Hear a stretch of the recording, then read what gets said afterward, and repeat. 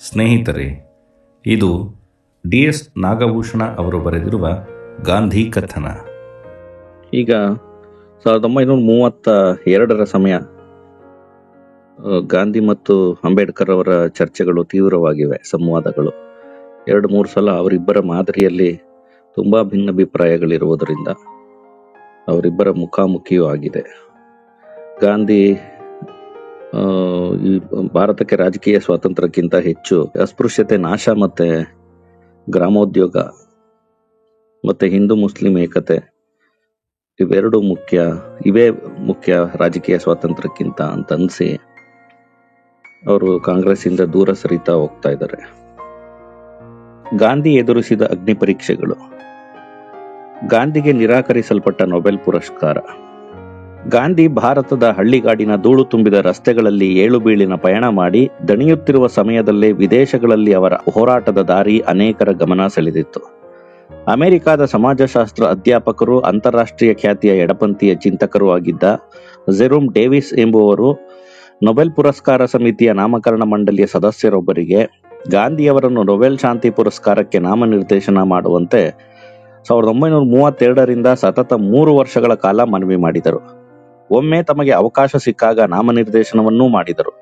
ಸದ್ಯಕ್ಕೆ ಜಗತ್ತಿನಲ್ಲಿ ಈ ಪುರಸ್ಕಾರಕ್ಕೆ ಇವರಿಗಿಂತ ಯೋಗ್ಯರು ಇನ್ನೊಬ್ಬರಿಲ್ಲ ಎಂದು ವಿವರಿಸಿದರು. ಆದರೆ ಈ ಯಾವ ಪ್ರಯತ್ನಗಳೂ ಫಲ ನೀಡಲಿಲ್ಲ. ಇನ್ನು ಹಿಟ್ಲರ್ನ ರಾಜಕಾರಣದ ವಿರುದ್ಧ ಹೋರಾಡುತ್ತಿದ್ದ ಜರ್ಮನಿಯ ಡೇಟ್ರಿಜ್ ಬೋನೋಫರ್ ಎಂಬ ಪಾದ್ರಿಯೊಬ್ಬರು ಮತ್ತೊಂದು ಯುದ್ಧದೆಡೆಗೆ ಜಗತ್ತನ್ನು ನೂಕುತ್ತಿರುವ ಪಶ್ಚಿಮದ ಜೀವನ ಕ್ರಮಕ್ಕೆ ಪರ್ವತದ ಮೇಲಿನ ಪ್ರವಚನದ ಸರಿಯಾದ ವ್ಯಾಖ್ಯಾನ ಮಾಡುವ ಮೂಲಕ ಸರಿದಾರಿ ತೋರಿಸಬಲ್ಲ ನಿಜವಾದ ಕ್ರೈಸ್ತ ಎಂದರೆ ಗಾಂಧಿ ಎಂಬ ತೀರ್ಮಾನಕ್ಕೆ ಬಂದು ಗಾಂಧಿ ಅವರೊಂದಿಗೆ ಮಾತನಾಡಲು ಅವಕಾಶ ಕೋರಿ ಪತ್ರ ಬರೆದಿದ್ದರು. ಅದಕ್ಕೆ ಗಾಂಧಿ ಪ್ರಯಾಣದ ಖರ್ಚು ವೆಚ್ಚ ಮತ್ತು ಭಾರತದಲ್ಲಿ ತಂಗುವಷ್ಟು ಅವಧಿಯ ಖರ್ಚುಗಳನ್ನು ಬೋನ್ಹೋಫರ್ ಅವರೇ ಭರಿಸುವುದಾದರೆ ಬರಬಹುದು, ಆದರೆ ತಾವು ಮಾತುಕತೆಗೆ ದಿನಗಟ್ಟಲೆ ಆರಾಮವಾಗಿ ಸಿಗುವುದನ್ನು ಖಚಿತಪಡಿಸಲಾರೆ. ನಾನು ಸೆರೆಮನೆಗೂ ಹೋಗಬೇಕಾಗಿ ಬರಬಹುದು ಎಂದು ಬರೆದಿದ್ದರು. ಯಾವ ಕಾರಣದಿಂದಲೋ ಏನೋ ಬೋನ್ಹೋಫರ್ ಬರಲೇ ಇಲ್ಲ. ಇದೇ ಸಮಯದಲ್ಲಿ ಗಾಂಧಿಯವರತ್ತ ಆಕರ್ಷಿತೆಯಾದ ಭಾರತೀಯ ಮಹಿಳೆ ಎಂದರೆ ಕಪೂರ್ತಲಾದ ರಾಜಮನೆತನಕ್ಕೆ ಸೇರಿದ ರಾಜ್ಕುಮಾರಿ ಅಮೃತ್ ಕೌರ್. ಹುಟ್ಟಿನಿಂದ ಸಿಖ್ ಆಗಿದ್ದರು. ಕ್ರೈಸ್ತ ಮತಕ್ಕೆ ಮತಾಂತರಗೊಂಡಿದ್ದ ಅವರು ಚೆಲುವಿನ ಖನಿಯೇ ಆಗಿದ್ದರು. ಬ್ರಿಟನ್ನಲ್ಲಿ ಓದಿ ಟೆನ್ನಿಸ್ ಆಟಗಾರ್ತಿಯಾಗಿ ಖ್ಯಾತಿ ಪಡೆದಿದ್ದ ಅವರು ಸಿಮ್ಲಾದಲ್ಲಿ ತಂಗಿ ವೈಭವೋಪೇತ ಶೈಲಿಯ ಜೀವನ ನಡೆಸುತ್ತಿದ್ದರು. ಆದರೆ 30ರ ಹರೆಯದ ಹೊತ್ತಿಗೆ ಕಮಲಾದೇವಿ ಚಟ್ಟೋಪಾಧ್ಯಾಯ, ಸರೋಜಿನಿ ನಾಯ್ಡು ಮುಂತಾದವರು ರಚಿಸಿದ್ದ ಅಖಿಲ ಭಾರತ ಮಹಿಳಾ ಸಮ್ಮೇಳನದ ಸಂಪರ್ಕಕ್ಕೆ ಬಂದ ಅವರು ನಂತರ ಶ್ರೀಮಂತಿಕೆ ಜೀವನ ಬೇಸರವಾಗಿ ಗಾಂಧಿ ಆಶ್ರಮದಲ್ಲಿ ಕಾರ್ಯಕರ್ತೆಯಾಗಿ ಸೇರಿಕೊಂಡರು. ಗಾಂಧಿ ಅಂಬೇಡ್ಕರ್ ಮತ್ತೊಂದು ವಾಗ್ವಾದ. ಇದೇ ವೇಳೆಯಲ್ಲಿ ಗಾಂಧಿ ತಮಗೆ ತಮ್ಮದೇ ರೀತಿಯಲ್ಲಿ ಸವಾಲೊಡ್ಡಿದ ಇಬ್ಬರು ವ್ಯಕ್ತಿಗಳನ್ನು ಮತ್ತೆ ಮುಖಾಮುಖಿಯಾಗಬೇಕಾಯಿತು. ಅವರಲ್ಲಿ ಒಬ್ಬರು ಅಂಬೇಡ್ಕರ್ ಎಂದು ಪ್ರತ್ಯೇಕವಾಗಿ ಹೇಳಬೇಕಾಗಿಲ್ಲ. 1935ರ ಅಕ್ಟೋಬರ್ನಲ್ಲಿ ಗುಜರಾತ್ನ ಕವಿತಾ ಎಂಬ ಹಳ್ಳಿಯಲ್ಲಿ ಹರಿಜನರು ತಮ್ಮ ಮಕ್ಕಳನ್ನು ಸಾರ್ವಜನಿಕ ಶಾಲೆಗೆ ಸೇರಿಸುವ ಪ್ರಯತ್ನ ಮಾಡಿದಾಗ ಆ ಊರಿನ ಮೇಲ್ಜಾತಿಯವರು ಅವರ ಜೀವನಕ್ಕೆ ತೊಂದರೆಯಾಗುವಂತೆ ಎಲ್ಲಾ ವಿಷಯದಲ್ಲೂ ಅವರ ಮೇಲೆ ಬಹಿಷ್ಕಾರ ಹೇರಿದ್ದರು. ಇದನ್ನು ಸುದ್ದಿ ಮಾಡಿದವರು ಗಾಂಧಿಯ ಅನುಯಾಯಿಯಾಗಿದ್ದ A.V. ಥಕ್ಕರ್ ಅವರೇ. ಸುದ್ದಿ ತಿಳಿದ ಗಾಂಧಿ ಮೇಲ್ಜಾತಿ ಜನರ ಜೀವನವನ್ನು ದೀರ್ಘಕಾಲಿಕವಾಗಿ ದುಸ್ತರಗೊಳಿಸುವ ಪ್ರತಿಕ್ರಮವಾಗಿ ಎಲ್ಲಾ ಹರಿಜನರು ಊರು ಖಾಲಿ ಮಾಡಿ ಜೀವನೋಪಾಯ ಕಂಡುಕೊಳ್ಳುವಂತೆ ಸೂಚಿಸಿದರು. ಇದು ಅಂಬೇಡ್ಕರ್ ಅವರನ್ನು ರೇಗಿಸಿತು. ಗಾಂಧಿ ಹರಿಜನರ ಸಮಸ್ಯೆಯ ಬುಡವನ್ನು ಮುಟ್ಟದೆ ಮೇಲ್ಮೈ ಮಟ್ಟದ ಪರಿಹಾರ ನೀಡುತ್ತಿದ್ದಾರೆ ಎಂದು ಆಕ್ರೋಶ ವ್ಯಕ್ತಪಡಿಸಿದ್ದರಲ್ಲದೆ ಇದು ಹಿಂದೂ ಧರ್ಮದ ಪರಿಹಾರವಾಗದ ಸಮಸ್ಯೆಯಾಗಿದ್ದು ಹರಿಜನರು ಈ ಧರ್ಮವನ್ನು ತ್ಯಜಿಸುವುದೇ ಇದಕ್ಕೆ ಅವರಿಗಿರುವ ನಿಜವಾದ ಪರಿಹಾರ ಎಂದು ಹೇಳಿಕೆ ನೀಡಿದರು. ಇದಕ್ಕೆ ಪ್ರತಿಕ್ರಿಯಿಸಿದ ಗಾಂಧಿ ಅಂಬೇಡ್ಕರ್ ಅಂತಹ ವಿದ್ವಾಂಸ ಮಹಾಪುರುಷರ ನೋವನ್ನು ತಾವು ಅರ್ಥ ಮಾಡಿಕೊಳ್ಳುವುದಾಗಿಯೂ ಆದರೆ ಸಮಸ್ಯೆಯ ಪರಿಹಾರ ಪ್ರಕ್ರಿಯೆ ಆರಂಭವಾಗಿದೆ ಎಂಬುದನ್ನು ಅವರು ಅರಿಯಬೇಕೆಂದು ಅವರನ್ನು ಕೇಳಿಕೊಂಡರು. ಈ ಹಿಂದೆ ಇಂತಹ ಘಟನೆಗಳ ಬಗ್ಗೆ ಯಾರೂ ತಲೆ ಕೆಡಿಸಿಕೊಳ್ಳದಿದ್ದು ಈಗ ಇದು ಒಂದು ದೊಡ್ಡ ಸುದ್ದಿಯಾಗಿ ಜನರ ಮನಸ್ಸನ್ನು ಮುಟ್ಟುತ್ತಿರುವುದೇ ಇದಕ್ಕೆ ಸಾಕ್ಷಿ ಎನ್ನುತ್ತಾ ಧರ್ಮ ನಮ್ಮ ಅಸ್ತಿತ್ವದ ಆಳದಲ್ಲಿ ಬೆರೆತು ಹೋಗಿರುವ ಸಂಗತಿಯಾಗಿರುವುದರಿಂದ ಅದನ್ನು ಮನೆ ಅಥವಾ ಬಟ್ಟೆ ಬದಲಾಯಿಸಿದಂತೆ ಬದಲಾಯಿಸಲಾಗದು ಎಂದು ಹಿಂದೂ ಧರ್ಮವನ್ನು ಸುಧಾರಿಸುವುದೊಂದೇ ಇದಕ್ಕೆ ಪರಿಹಾರ ಎಂದು ಹೇಳಿದರು. ಗಾಂಧಿ ತಾವು ಹೇಳಿದ ಹಿಂದೂ ಧರ್ಮ ಸುಧಾರಣೆಯ ಪ್ರಯತ್ನವಾಗಿ ಜಾತಿ ಪದ್ಧತಿ ಕುರಿತ ತಮ್ಮ ನಿಲುವಿನಲ್ಲಿ ಇನ್ನೂ ಒಂದು ಹೆಜ್ಜೆ ಇಟ್ಟಿದ್ದರು. ಜಾತಿ ತೊಲಗಬೇಕು ಎಂಬ ಶೀರ್ಷಿಕೆಯಲ್ಲಿ ಹರಿಜನ್ಗೆ ಬರೆದ ಒಂದು ಲೇಖನದಲ್ಲಿ ಅಂತರ್ಜಾತಿ ಭೋಜನದ ಜೊತೆಗೆ ಅಂತರ್ಜಾತಿ ಮದುವೆಗಳಿಗೂ ತಮ್ಮ ಬೆಂಬಲ ವ್ಯಕ್ತಪಡಿಸಿದರು. ಈ ಸಂಬಂಧವಾಗಿ ಧರ್ಮ ಸುಧಾರಣಾವಾದಿಗಳು ಸಂಪ್ರದಾಯವಾದಿಗಳ ಬಹಿಷ್ಕಾರಗಳನ್ನು ಧಿಕ್ಕರಿಸಿ ಮುಂದುವರಿಯಬೇಕು ಎಂದು ಸೂಚಿಸಿದರು. ಈ ಮಧ್ಯೆ ಧರ್ಮ ಬಿಡಬಾರದೆಂದು ಕೂರಲು ತಮ್ಮನ್ನು ಭೇಟಿ ಮಾಡಿದ ಪ್ರಗತಿಪರ ಹಿಂದೂಗಳ ನಿಯೋಗದೊಂದಿಗೆ ಮಾತನಾಡಿದ ಅಂಬೇಡ್ಕರ್, ತಮ್ಮ ಕರ್ತವ್ಯ ಸದ್ಯದ ಸಂದರ್ಭದಲ್ಲಿ ಇಡೀ ಭಾರತದ ಜನರ ಸಮಸ್ಯೆಯ ಕುರಿತಾಗಿರದೆ ತಾವು ಹುಟ್ಟಿರುವ ಜನಾಂಗದ ದಾರುಣ ಸಮಸ್ಯೆಯ ಕುರಿತಾಗಿದೆ ಎಂದು ಹೇಳುತ್ತಾ, ಈ ದೇಶಕ್ಕೆ ಮುಟ್ಟಲು ಅತಿ ದುಸ್ತರವೆನ್ನಿಸುವ ಇಸ್ಲಾಂ ಧರ್ಮವನ್ನು ತಹಬಂದಿಗೆ ತಂದಿರುವ ಟರ್ಕಿಯ ಕೆಮಾಲ್ ಪಾಷಾನಂತಹ ಸರ್ವಾಧಿಕಾರಿಯ ಅಗತ್ಯವಿದೆ. ಗಾಂಧಿ ಅಂತಹ ಸರ್ವಾಧಿಕಾರಿಯಾಗಿಲ್ಲ ಎಂಬುದೇ ಗಾಂಧಿಯವರನ್ನು ಕುರಿತ ನನ್ನ ಆಕ್ಷೇಪಣೆ ಎಂದರು. ಅಂಬೇಡ್ಕರ್ ಅವರ ಜಾತಿ ವಿನಾಶ ಪ್ರಬಂಧ. ಗಾಂಧಿ ಅಂಬೇಡ್ಕರ್ ನಡುವಣ ಈ ವಾಗ್ವಾದ ತನ್ನ ಅಂತಿಮ ರೂಪ ಕಂಡುಕೊಂಡದ್ದು ಅಂಬೇಡ್ಕರ್ ಅವರ ಜಾತಿ ವಿನಾಶ ಎಂಬ ಲೇಖನದ ಬಗ್ಗೆ ಪರಸ್ಪರ ನಡೆದ ಚರ್ಚೆಗಳಲ್ಲಿ. ಆರ್ಯ ಸಮಾಜದ ಆಲೋಚನೆಗಳಿಂದ ತೀವ್ರವಾಗಿ ಪ್ರಭಾವಿತರಾಗಿದ್ದ ಲಾಹೋರ್ನ ಜಾತ್ ಪಾತ್ ತೋಡಕ್ ಮಂಡಲ್ 1936 ಮೇಯಲ್ಲಿ ಆಯೋಜಿಸಲು ಉದ್ದೇಶಿಸಿದ್ದ ಸಮ್ಮೇಳನವೊಂದರ ಸರ್ವಾಧ್ಯಕ್ಷತೆಗೆ ಮಂಡಳದ ಅಧಿಕಾರಿಗಳು ಅಂಬೇಡ್ಕರ್ ಅವರನ್ನು ಆಹ್ವಾನಿಸಿದ್ದರು ಮತ್ತು ಆ ಆಹ್ವಾನವನ್ನು ಅಂಬೇಡ್ಕರ್ ಒಪ್ಪಿಕೊಂಡಿದ್ದರು. ಆದರೆ ಅಂಬೇಡ್ಕರ್ ಅವರು ಇದಕ್ಕಾಗಿ ತಯಾರಿಸಿದ್ದ ಭಾಷಣದಲ್ಲಿನ "ಇದು ಹಿಂದೂವಾಗಿ ನನ್ನ ಕೊನೆಯ ಭಾಷಣ" ಎಂಬ ವಾಕ್ಯವನ್ನು ತೆಗೆಯಬೇಕೆಂದು ಮಂಡಲವು ಕೋರಿದಾಗ ಅಂಬೇಡ್ಕರ್ ಅದಕ್ಕೆ ಒಪ್ಪಲಿಲ್ಲ. ಅದು ಆ ಸಮ್ಮೇಳನವನ್ನು ರದ್ದುಪಡಿಸಿತು. ಆದರೆ ಜಾತಿ ವಿನಾಶ ಎಂದು ಮುಂದೆ ಪ್ರಸಿದ್ಧವಾದ ಆ ಭಾಷಣವನ್ನು ಅಂಬೇಡ್ಕರ್ ತಾವೇ ಪ್ರಕಟಿಸಿ ಸಾರ್ವಜನಿಕವಾಗಿ ಬಿಡುಗಡೆ ಮಾಡಿದರು. ಜಾತಿ ಪದ್ಧತಿಯನ್ನು ಸಮಾಜಶಾಸ್ತ್ರದ ಹಿನ್ನೆಲೆಯಲ್ಲಿ ಒಂದು ಶಾಸ್ತ್ರೀಯ ವಿಶ್ಲೇಷಣೆಗೆ ಒಳಪಡಿಸಿದ್ದ ಅಂಬೇಡ್ಕರ್, ಸಾಮಾಜಿಕ ಅಧಿಕಾರ ಪಡೆದ ಒಂದು ಸ್ವಾರ್ಥಿ ವರ್ಗ ಸಾಮಾಜಿಕವಾಗಿ ತಮಗಿಂತ ಕೆಳಗಿದ್ದ ವರ್ಗದ ಮೇಲೆ ಹೇರಿದ ಒಂದು ಕ್ರೂರ ಸಾಮಾಜಿಕ ವ್ಯವಸ್ಥೆಯಾಗಿದ್ದು, ಇದಕ್ಕೆ ಧರ್ಮದ ಹೆಸರಿನಲ್ಲಿ ಮಾನ್ಯತೆ ನೀಡಿರುವ ಶಾಸ್ತ್ರ ಗ್ರಂಥಗಳನ್ನು ಅಮಾನ್ಯ ಮಾಡಬೇಕೆಂದು, ಹಿಂದೂ ಧರ್ಮದಲ್ಲಿ ಇಂತಹ ವಿಕ್ಷಿಪ್ತ ವ್ಯವಸ್ಥೆಯ ಸಮರ್ಥನೆಯ ಹೊರತಾಗಿ ಜಗತ್ತು ಮಾನ್ಯ ಮಾಡಬಲ್ಲ ಆಧ್ಯಾತ್ಮಿಕವೆನ್ನುವುದು ಏನೂ ಇಲ್ಲವೆಂದು ಟೀಕಿಸಿದ್ದರು. ಹಿಂದೂ ಧರ್ಮ ಸುಧಾರಕರೆಂದು ಕರೆಸಿಕೊಳ್ಳುವವರು ಅಂತರ್ಭೋಜನ, ಅಂತರ್ವಿವಾಹದಂತಹ ಸಣ್ಣ ರಿಪೇರಿ ಕೆಲಸಗಳ ಬದಲು ಜಾತಿ ವ್ಯವಸ್ಥೆಗೆ ಒಂದು ಪಾವಿತ್ರ್ಯ ಒದಗಿಸುವ ಶಾಸ್ತ್ರ ಗ್ರಂಥಗಳ ಅಧಿಕಾರ ಕೇಂದ್ರಗಳನ್ನು ತಿರಸ್ಕರಿಸಿ ನಾಶ ಮಾಡುವ ಕೆಲಸವನ್ನು ಕೈಗೆತ್ತಿಕೊಳ್ಳಬೇಕೆಂದು ಅವರು ಕರೆ ಕೊಟ್ಟಿದ್ದರು. ಆರ್ಥಿಕ ಸಬಲೀಕರಣ ಜಾತಿಯನ್ನು ಅಪ್ರಸ್ತುತಗೊಳಿಸುವುದೆಂಬ ಸಮಾಜವಾದಿ ದೃಷ್ಟಿಕೋನವನ್ನು ತಿರಸ್ಕರಿಸಿದ್ದ ಅವರು ಫ್ರೆಂಚ್ ಕ್ರಾಂತಿಯ ಆದರ್ಶಗಳಾದ ಸ್ವಾತಂತ್ರ್ಯ, ಸಮಾನತೆ ಮತ್ತು ಸೋದರತೆಯ ಮೌಲ್ಯಗಳ ಆಧಾರದ ಮೇಲಿನ ಹೋರಾಟವೇ ಇದಕ್ಕೆ ಪರಿಹಾರ ಎಂದು ಸೂಚಿಸಿದ್ದರು. ಈ ಪ್ರಬಂಧದ ಮುದ್ರಿತ ಪ್ರತಿಯನ್ನು ಮೇ ಕೊನೆಯ ವಾರದಲ್ಲಿ ಮುಂಬೈನಲ್ಲಿ ಆಯೋಜಿಸಲಾಗಿದ್ದ ನಿಮ್ನ ವರ್ಗಗಳ ಸಮ್ಮೇಳನವೊಂದರಲ್ಲಿ ಬಿಡುಗಡೆ ಮಾಡಿ ಮಾತನಾಡಿದ ಅಂಬೇಡ್ಕರ್, ನಿಮ್ನ ವರ್ಗಗಳು ಹಿಂದೂ ದೇವರುಗಳನ್ನು ತಿರಸ್ಕರಿಸಿ ಹಿಂದೂ ಹಬ್ಬವನ್ನು ಆಚರಿಸಬೇಕು ಎಂಬುದನ್ನೇ ನಿಲ್ಲಿಸಬೇಕು ಎಂದು ಸೂಚಿಸುತ್ತಾ, ಈ ಇಡೀ ಸಮುದಾಯ ಹಿಂದೂ ಧರ್ಮ ತ್ಯಜಿಸಲು ಸಿದ್ಧರಾಗಿರಬೇಕೆಂದು ಕರೆ ಕೊಟ್ಟರು. ಗಾಂಧಿ ಈ ಪ್ರಬಂಧವನ್ನು ಗಮನಿಸಿ ಅವರು ತಮ್ಮ ಹರಿಜನ ಪತ್ರಿಕೆಯ 1936 ಜುಲೈ 11 ಸಂಚಿಕೆಯಲ್ಲಿ ಪ್ರಕಟಿಸಿದರಲ್ಲದೆ ಅದಕ್ಕೊಂದು ಪ್ರತಿಕ್ರಿಯೆಯನ್ನೂ ಬರೆದರು. ಇದರಲ್ಲಿ ಗಾಂಧಿ ಸವರ್ಣ ಹಿಂದೂಗಳಿಂದ ಅಮಾನವೀಯವಾದ ಅವಮಾನ, ದೌರ್ಜನ್ಯಗಳನ್ನು ಪಾರಂಪರಿಕವಾಗಿ ಅನುಭವಿಸಿಕೊಂಡು ಬರುತ್ತಿರುವ ಸಮುದಾಯಕ್ಕೆ ಸೇರಿದ ಅಂಬೇಡ್ಕರ್ ಅವರ ಈ ವಿಚಾರಗಳನ್ನು ಯಾವ ಸುಧಾರಕನೂ ಉದಾಸೀನ ಮಾಡುವಂತಿಲ್ಲ ಎನ್ನುತ್ತಾರಲ್ಲದೆ, ಸಂಪ್ರದಾಯವಾದಿಗಳು ಇದನ್ನು ಓದಿದರೆ ಪ್ರಯೋಜನ ಪಡೆಯುವರು ಎಂದು ಹೇಳುತ್ತಾರೆ. ಇದು ಭಾರತದ ಎಲ್ಲಾ ಭಾಷೆಗಳಿಗೂ ಅನುವಾದವಾಗಬೇಕು ಮತ್ತು ಇದರ ಬೆಲೆ ಈಗಿರುವ 12 ಆಣೆಗಿಂತ ಕಡಿಮೆಯಾಗಬೇಕು. 2 ಆಣೆಗೆ ಅಥವಾ ಹೆಚ್ಚೆಂದರೆ 4 ಆಣೆಗೆ ಇದು ಜನಸಾಮಾನ್ಯ ಜನರಿಗೆ ಸಿಗುವಂತಾಗಬೇಕು ಎಂದು ಅವರು ಸೂಚಿಸುತ್ತಾರೆ. ಆದರೆ ಅಂಬೇಡ್ಕರ್ ಜಾತಿ ಕುರಿತು ಮಂಡಿಸುವ ವಿಚಾರಗಳನ್ನಾಗಲಿ ಅದರ ಆಧಾರದ ಮೇಲೆ ಅವರು ತಮ್ಮ ಅನುಯಾಯಿಗಳೊಂದಿಗೆ ಹಿಂದೂ ಧರ್ಮವನ್ನು, ಆ ಮೂಲಕ ಒಂದು ಪರಂಪರೆಯ ವಾರಸುದಾರಿಕೆಯನ್ನು ತೊರೆದು ಹೋಗುವ ನಿರ್ಧಾರವನ್ನು ಸಮರ್ಥಿಸಲು ಮಂಡಿಸಿರುವ ವಾದವನ್ನು ಒಪ್ಪುವುದಿಲ್ಲ. ಜಾತಿಗೂ ಧರ್ಮಕ್ಕೂ ಸಂಬಂಧವಿಲ್ಲ. ಹಿಂದೂ ಧರ್ಮ ಶಾಸ್ತ್ರ ಧರ್ಮವಲ್ಲ, ಸಾಧು ಸಂತರ ಧರ್ಮ. ಜಾತಿಗೂ ಧರ್ಮಕ್ಕೂ ಸಂಬಂಧವಿಲ್ಲ ಎಂದು ಹೇಳುವ ಗಾಂಧಿ, ಯಾವುದೇ ಕಾಲದ ಶಾಸ್ತ್ರಗಳ ಆಧಾರದ ಮೇಲೆ ಜಾತಿಗೆ ಧರ್ಮದ ಸಮ್ಮತಿ ಇದೆ ಎಂಬ ವಾದ ಮನುಷ್ಯನ ವಿವೇಚನಾ ಶಕ್ತಿಗೆ ವಿರುದ್ಧವಾದದ್ದು. ಹಿಂದೂ ಧರ್ಮದ ಶಾಸ್ತ್ರ ಗ್ರಂಥಗಳೆಂದು ಹೇಳಲಾಗುವ ವೇದಗಳು, ಉಪನಿಷತ್ತುಗಳು, ಪುರಾಣಗಳು, ರಾಮಾಯಣ, ಮಹಾಭಾರತಗಳು, ಶ್ರುತಿ ಮತ್ತು ಸ್ಮೃತಿಗಳು ಒಂದೇ ಕಾಲದಲ್ಲಿ ರಚಿತವಾದುದಲ್ಲ. ಅವು ಒಂದಕ್ಕೊಂದರ ಕಾಲಾನುಕಾಲದ ವಿಮರ್ಶೆಗಳಾಗಿ ಬಂದಿವೆ ಎನ್ನುತ್ತಾರೆ. ಹಾಗಾಗಿ ಅವುಗಳಲ್ಲಿ ಇರುವುದೆಲ್ಲ ವಿವೇಚನೆ ಮತ್ತು ವಿಮರ್ಶೆ ಇಲ್ಲದೆ ಧಾರ್ಮಿಕ ಸತ್ಯಗಳೆಂದು ಒಪ್ಪುವ ಅಗತ್ಯವಿಲ್ಲ. ಬರೆದಿಟ್ಟ ಅಥವಾ ಮುದ್ರಿತವಾದುದೆಲ್ಲವೂ ಪವಿತ್ರವೂ ಅಲ್ಲ, ಮಾನ್ಯವೂ ಅಲ್ಲ. ವಿಶೇಷವಾಗಿ ಸ್ಮೃತಿಗಳಲ್ಲಿರುವುದನ್ನು ಎಲ್ಲ ಕಾಲಕ್ಕೂ ಅನ್ವಯವಾಗುವುದೆಂದು ಒಪ್ಪಲಾಗುವುದಿಲ್ಲ ಎಂದು ಧರ್ಮಗ್ರಂಥಗಳ ಪಟ್ಟಿ ಎಲ್ಲೂ ಸ್ಥಗಿತಗೊಳ್ಳದೆ ಅನಂತವಾಗಿ ಮುಂದುವರಿಯುತ್ತದೆ ಎಂದು ಗಾಂಧಿ ಅಭಿಪ್ರಾಯಪಡುತ್ತಾರೆ. ಧರ್ಮದ ಹೆಸರಿನಲ್ಲಿ ಯಾರೋ ಕೆಲವರು ನಡೆಸಿದ ದೌರ್ಜನ್ಯವನ್ನು ಮತ್ತು ಕೆಲ ಕೆಟ್ಟ ಉದಾಹರಣೆಗಳ ಹೊಣೆಯನ್ನು ಇಡೀ ಧರ್ಮದ ಮೇಲೆ ಹೊರಿಸಿ ಧರ್ಮ ಬಿಟ್ಟು ಹೋಗುವುದು ಉಚಿತವಲ್ಲ. ಇಡೀ ಅಸ್ಪೃಶ್ಯ ಸಮುದಾಯ ಹಾಗೆ ಭಾವಿಸಿಲ್ಲ. ಅಂಬೇಡ್ಕರ್ರದ್ದು ಅಲ್ಪಸಂಖ್ಯಾತ ಅಭಿಪ್ರಾಯ.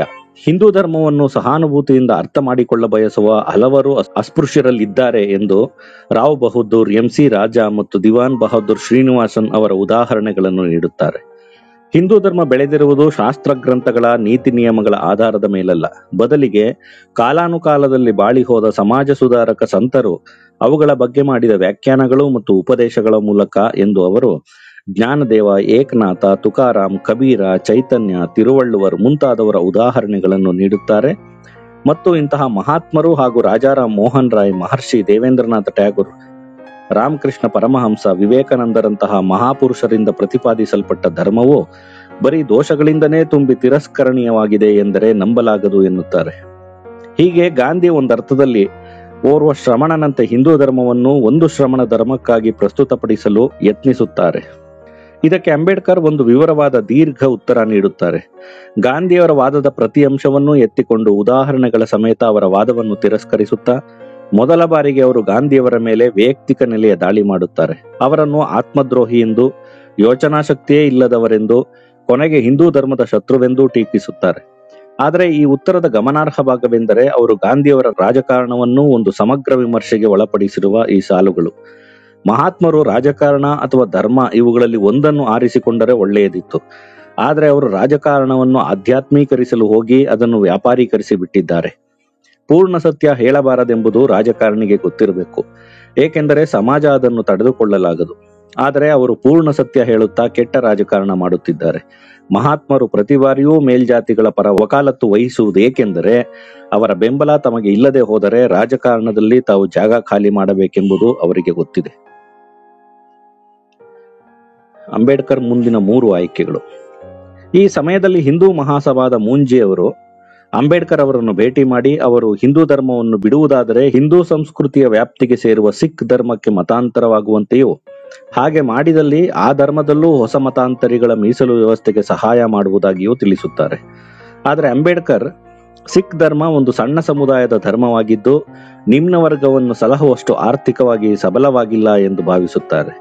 ಆದರೆ ಹಿಂದೂಗಳಿಗೆ ಆಘಾತ ಮಾಡಲು ಹಣಕಾಸಿನ ವಿಷಯದಲ್ಲಿ ಸಬಲವಾಗಿರುವ ಇಸ್ಲಾಂ ಅಥವಾ ಕ್ರೈಸ್ತ ಧರ್ಮ ಸೇರುವ ಆಯ್ಕೆಯನ್ನು ಆ ಧರ್ಮದ ಮೌಲ್ವಿ ಪಾದರಿಗಳ ಕೋರಿಕೆಯನ್ನು ಪರಿಶೀಲಿಸಿದರಾದರೂ ಇಸ್ಲಾಂಗೆ ಸೇರಿದರೆ ಮುಸ್ಲಿಮರ ಜನಸಂಖ್ಯೆ ದುಪ್ಪಟ್ಟಾಗಿ ದೇಶಕ್ಕೆ ಅಪಾಯ ಹೆಚ್ಚುವ ಮತ್ತು ಕ್ರೈಸ್ತ ಧರ್ಮಕ್ಕೆ ಸೇರಿದರೆ ಬ್ರಿಟಿಷ್ ಸರ್ಕಾರದ ಕೈ ಬಲಪಡಿಸುವ ಸಾಧ್ಯತೆಯ ಕಾರಣದಿಂದಾಗಿ ಅವರು ಈ 3 ಆಯ್ಕೆಗಳನ್ನು ಕೈಬಿಡುತ್ತಾರೆ. ಸರ್, ಇದು ಸಿಖ್ ಧರ್ಮಕ್ಕೆ ಮತಾಂತರ ಆದ್ರೆ ಒಂದು ಎಲ್ಲರನ್ನೂ ಸಲಹುವಷ್ಟು ಒಂದು ಆರ್ಥಿಕವಾಗಿ ಸಬಲ ಇಲ್ಲ ಅಂತ ಅಂತಾರಲ್ರಿ. ಹೆಂಗೆ ಸರ್ ಅದು? ಅಂದ್ರೆ ಇವ್ರಿಗೆ ಬೇರೆ ಅಸ್ಪೃಶ್ಯರು ಸಹ ಇದನ್ನ ಫಾಲೋ ಮಾಡಿ ಬೌದ್ಧ ಧರ್ಮಕ್ಕೆ ಬೇರೆ ಇವ್ರು ಯಾವ ಧರ್ಮಕ್ಕೆ ಹೋಗ್ತಾರೆ ಆ ಧರ್ಮಕ್ಕೆ ಬರಬೇಕು ಅನ್ನೋದಿತ್ತು. ಹಂಗಾಗಿ ಹಿಂದೂ ಧರ್ಮಕ್ಕೆ ಪ್ರತಿಯಾಗಿ ಹಿಂದೂ ಧರ್ಮಕ್ಕೆ ಸರಿಯಾದ ಗಮನಾರ್ಹವಾದ ಏಟ್ ಕೊಡುವಂತಹ ಅಥವಾ ಪ್ರತಿರೋಧ ಇರುವಂತಹ ಧರ್ಮ ಯಾವುದು? ಸರ್, ಮೂಂಜೆ ಅಂತ ಯಾರೋ ಹೇಳಿದ್ರಲ್ಲ, ಯಾರು? ಹಿಂದೂ ಮಹಾಸಭಾದ ಪಾರ್ಟಿ. ಅದೇ RSS ನ ಸಂಸ್ಥಾಪಕ ಇವರು ಹೆಡ್ಗೇವಾರ್ ಅಂತ ಹೇಳ್ತಾರಲ್ಲ, ವಾಸ್ತವದಲ್ಲಿ 4 ಜನ ಸೇರಿ ಮಾಡಿದ್ದು. ಅವ್ರಿಗೆ ಮುಂದ್ಗಡೆ ಉತ್ಸವ ಮೂರ್ತಿಯಾಗಿ ಇವರನ್ನ ಇಟ್ಟದ್ದು. ಅಂದ್ರೆ ಎಜುಕೇಶನ್ ಬ್ಯಾಕ್ ಗ್ರೌಂಡ್ ಇಂದ ಇವರು ಡಾಕ್ಟರ್ ಅಲ್ಲ, ಹಂಗಾಗಿ ಒಂದು ಒಳ್ಳೆ ಬ್ರ್ಯಾಂಡಿಂಗ್ ಆಗತ್ತೆ ಅಂತಂದು. ಈ ಹೆಗಡೆವಾರ್ ಸರ್. ಮತ್ತೆ ಇವ್ರದ್ದು ಯಾವ್ದೇ ಈ ಹಳೆ ಹಿಸ್ಟ್ರಿ ಕ್ರೈಮ್ ರೆಕಾರ್ಡ್ ಯಾವ್ದು ಇಲ್ಲಲ್ಲ, ಹಂಗಾಗಿ. ಮುಸೋಲಿನಿ ಹತ್ರ ಟ್ರೈನಿಂಗ್ ಹೋಗಿದ್ದು ಇವ್ರೆ ತಾನೆ, ಇದೇ ವ್ಯಕ್ತಿ ತಾನೆ. ಮುಂಜೆ ಹೋಗಿದ್ದ, ಯಾರು ಹೋಗಿದ್ದು? ಮುಂಜಾನೆ ಹೌದು. ಮುಸೋಲಿನಿ ಹತ್ರ ಟ್ರೈನಿಂಗ್ ಹೋಗಿ ಬಂದು ಇವ್ರ ಅವರ ಏನು ಪತ್ರಿಕೆಯಲ್ಲೆಲ್ಲ ಬರ್ಕೊಂಡಿದ್ದಾರೆ. ಅವರು ಏನ್ ಸಖತ್ ಆಡಳಿತ ಮಾಡ್ತಾನೆ, ಅವನ್ ತರ ನಾವು ಆಡಳಿತ ಮಾಡ್ಬೇಕಂತೀನಿ. 1 ನಿಮಿಷ ಬುಕ್ ತೆಗೆದು ನೋಡ್ತೇನೆ. ಹಿಟ್ಲರ್ನೆಲ್ಲ ಹಾಡಿ ಹೊಗಳ್ತಾ ಇದ್ರು ಸರ್. ಸಖತ್ತಾಗಿ ಇದ್ ಮಾಡ್ತಾನೆ, ಅವನ್ ತರ ಆಡಳಿತ ಇಂಡಿಯಾದಲ್ಲಿ ತಕೊಂಡ್ ಬರ್ಬೇಕು. ಇವಾಗೊಂದಷ್ಟು ಒಪ್ಪಂದಗಳು ನಡೀತವೆ. ಕೊನೆಗೂ ತಂದ್ರಲ್ಲ ಇಂಡಿಯಾಕ್ಕೆ ಹಿಟ್ಲರ್ನ. ಒಂದ್ ವೇಳೆ ಅಲ್ಲಿ ಹಿಟ್ಲರ್ ಮತ್ತು ಮುಸೋಲಿನಿ ಸೋಲದೆ ಇದ್ದಿದ್ರೆ ಇಲ್ಲಿಂದ ಬ್ರಿಟಿಷರ್ ಅಂತೂ ಹೋಗ್ಬೇಕಾಗ್ತಿತ್ತು. ಇಲ್ಲಿ ಸೇಮ್ ಆಡಳಿತ ಇಲ್ಲಿ ಬಂದ್ಬಿಡ್ತಿತ್ತು. ಅಲ್ಲ ನನ್ನ ಮಕ್ಳು ಎಷ್ಟು ಕುರುಕುಡ್ ಆಗಿದ್ರು ಗೊತ್ತಿಲ್ಲ ಇವ್ರಿಗೆ. ಅವರಿಬ್ರು ಸೋತಿದ್ದಕ್ಕೆ ನಮ್ಮ ಇಂಡಿಯಾದಲ್ಲಿ ಆ ರೀತಿಯ ಸರ್ವಾಧಿಕಾರ ಬರ್ಲಿಲ್ಲ. ಇಲ್ಲಾಂದ್ರೆ ಪೂರ್ತಿ ಅವ್ರ ಹತ್ರ ಒಪ್ಪಂದಗಳೆಲ್ಲ ನಡೆದಿತ್ತು. ಅದೇ ಕಾರಣಕ್ಕೆ ಸುಭಾಷ್ ಚಂದ್ರ ಬೋಸ್ ಮತ್ತೆ ಕಾಂಗ್ರೆಸ್ಗೂ ಡಿಫರೆನ್ಸ್ ಬಂದದ್ದು.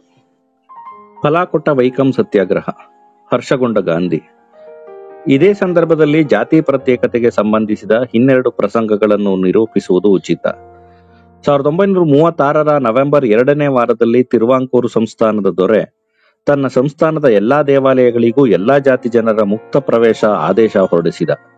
ಇದು ಈ ಹಿಂದೆ ಗಾಂಧಿಯವರು ಭಾಗವಹಿಸಿದ್ದ ವೈಕಂ ಸತ್ಯಾಗ್ರಹದ ಪರಿಣಾಮವೇ ಆಗಿತ್ತು.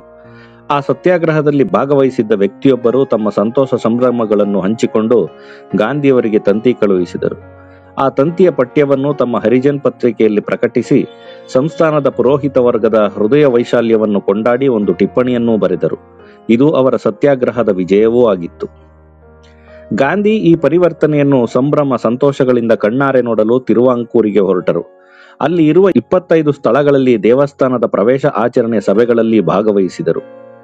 ಸಂಸ್ಥಾನದ ಸುಧಾರಣಾವಾದಿ ದೊರೆಯನ್ನು ಮನಸಾರೆ ಹೊಗಳಿದರು. ಹಾಗೆ ತಮಗೆ ಸ್ವಾಗತ ಕೋರಿದ ಭಿತ್ತಿಪತ್ರದಲ್ಲಿ ಈಳುವ ಸಮುದಾಯದ ಹೆಸರು ಮಾತ್ರ ಇದ್ದುದನ್ನು ಗಮನಿಸಿ ಹರಿಜನರಿಗೆ ಜಾಗವಿಲ್ಲದೆಡೆ ತಮಗೂ ಜಾಗವಿಲ್ಲ ಎಂದು ಸ್ಪಷ್ಟಪಡಿಸಿದರು.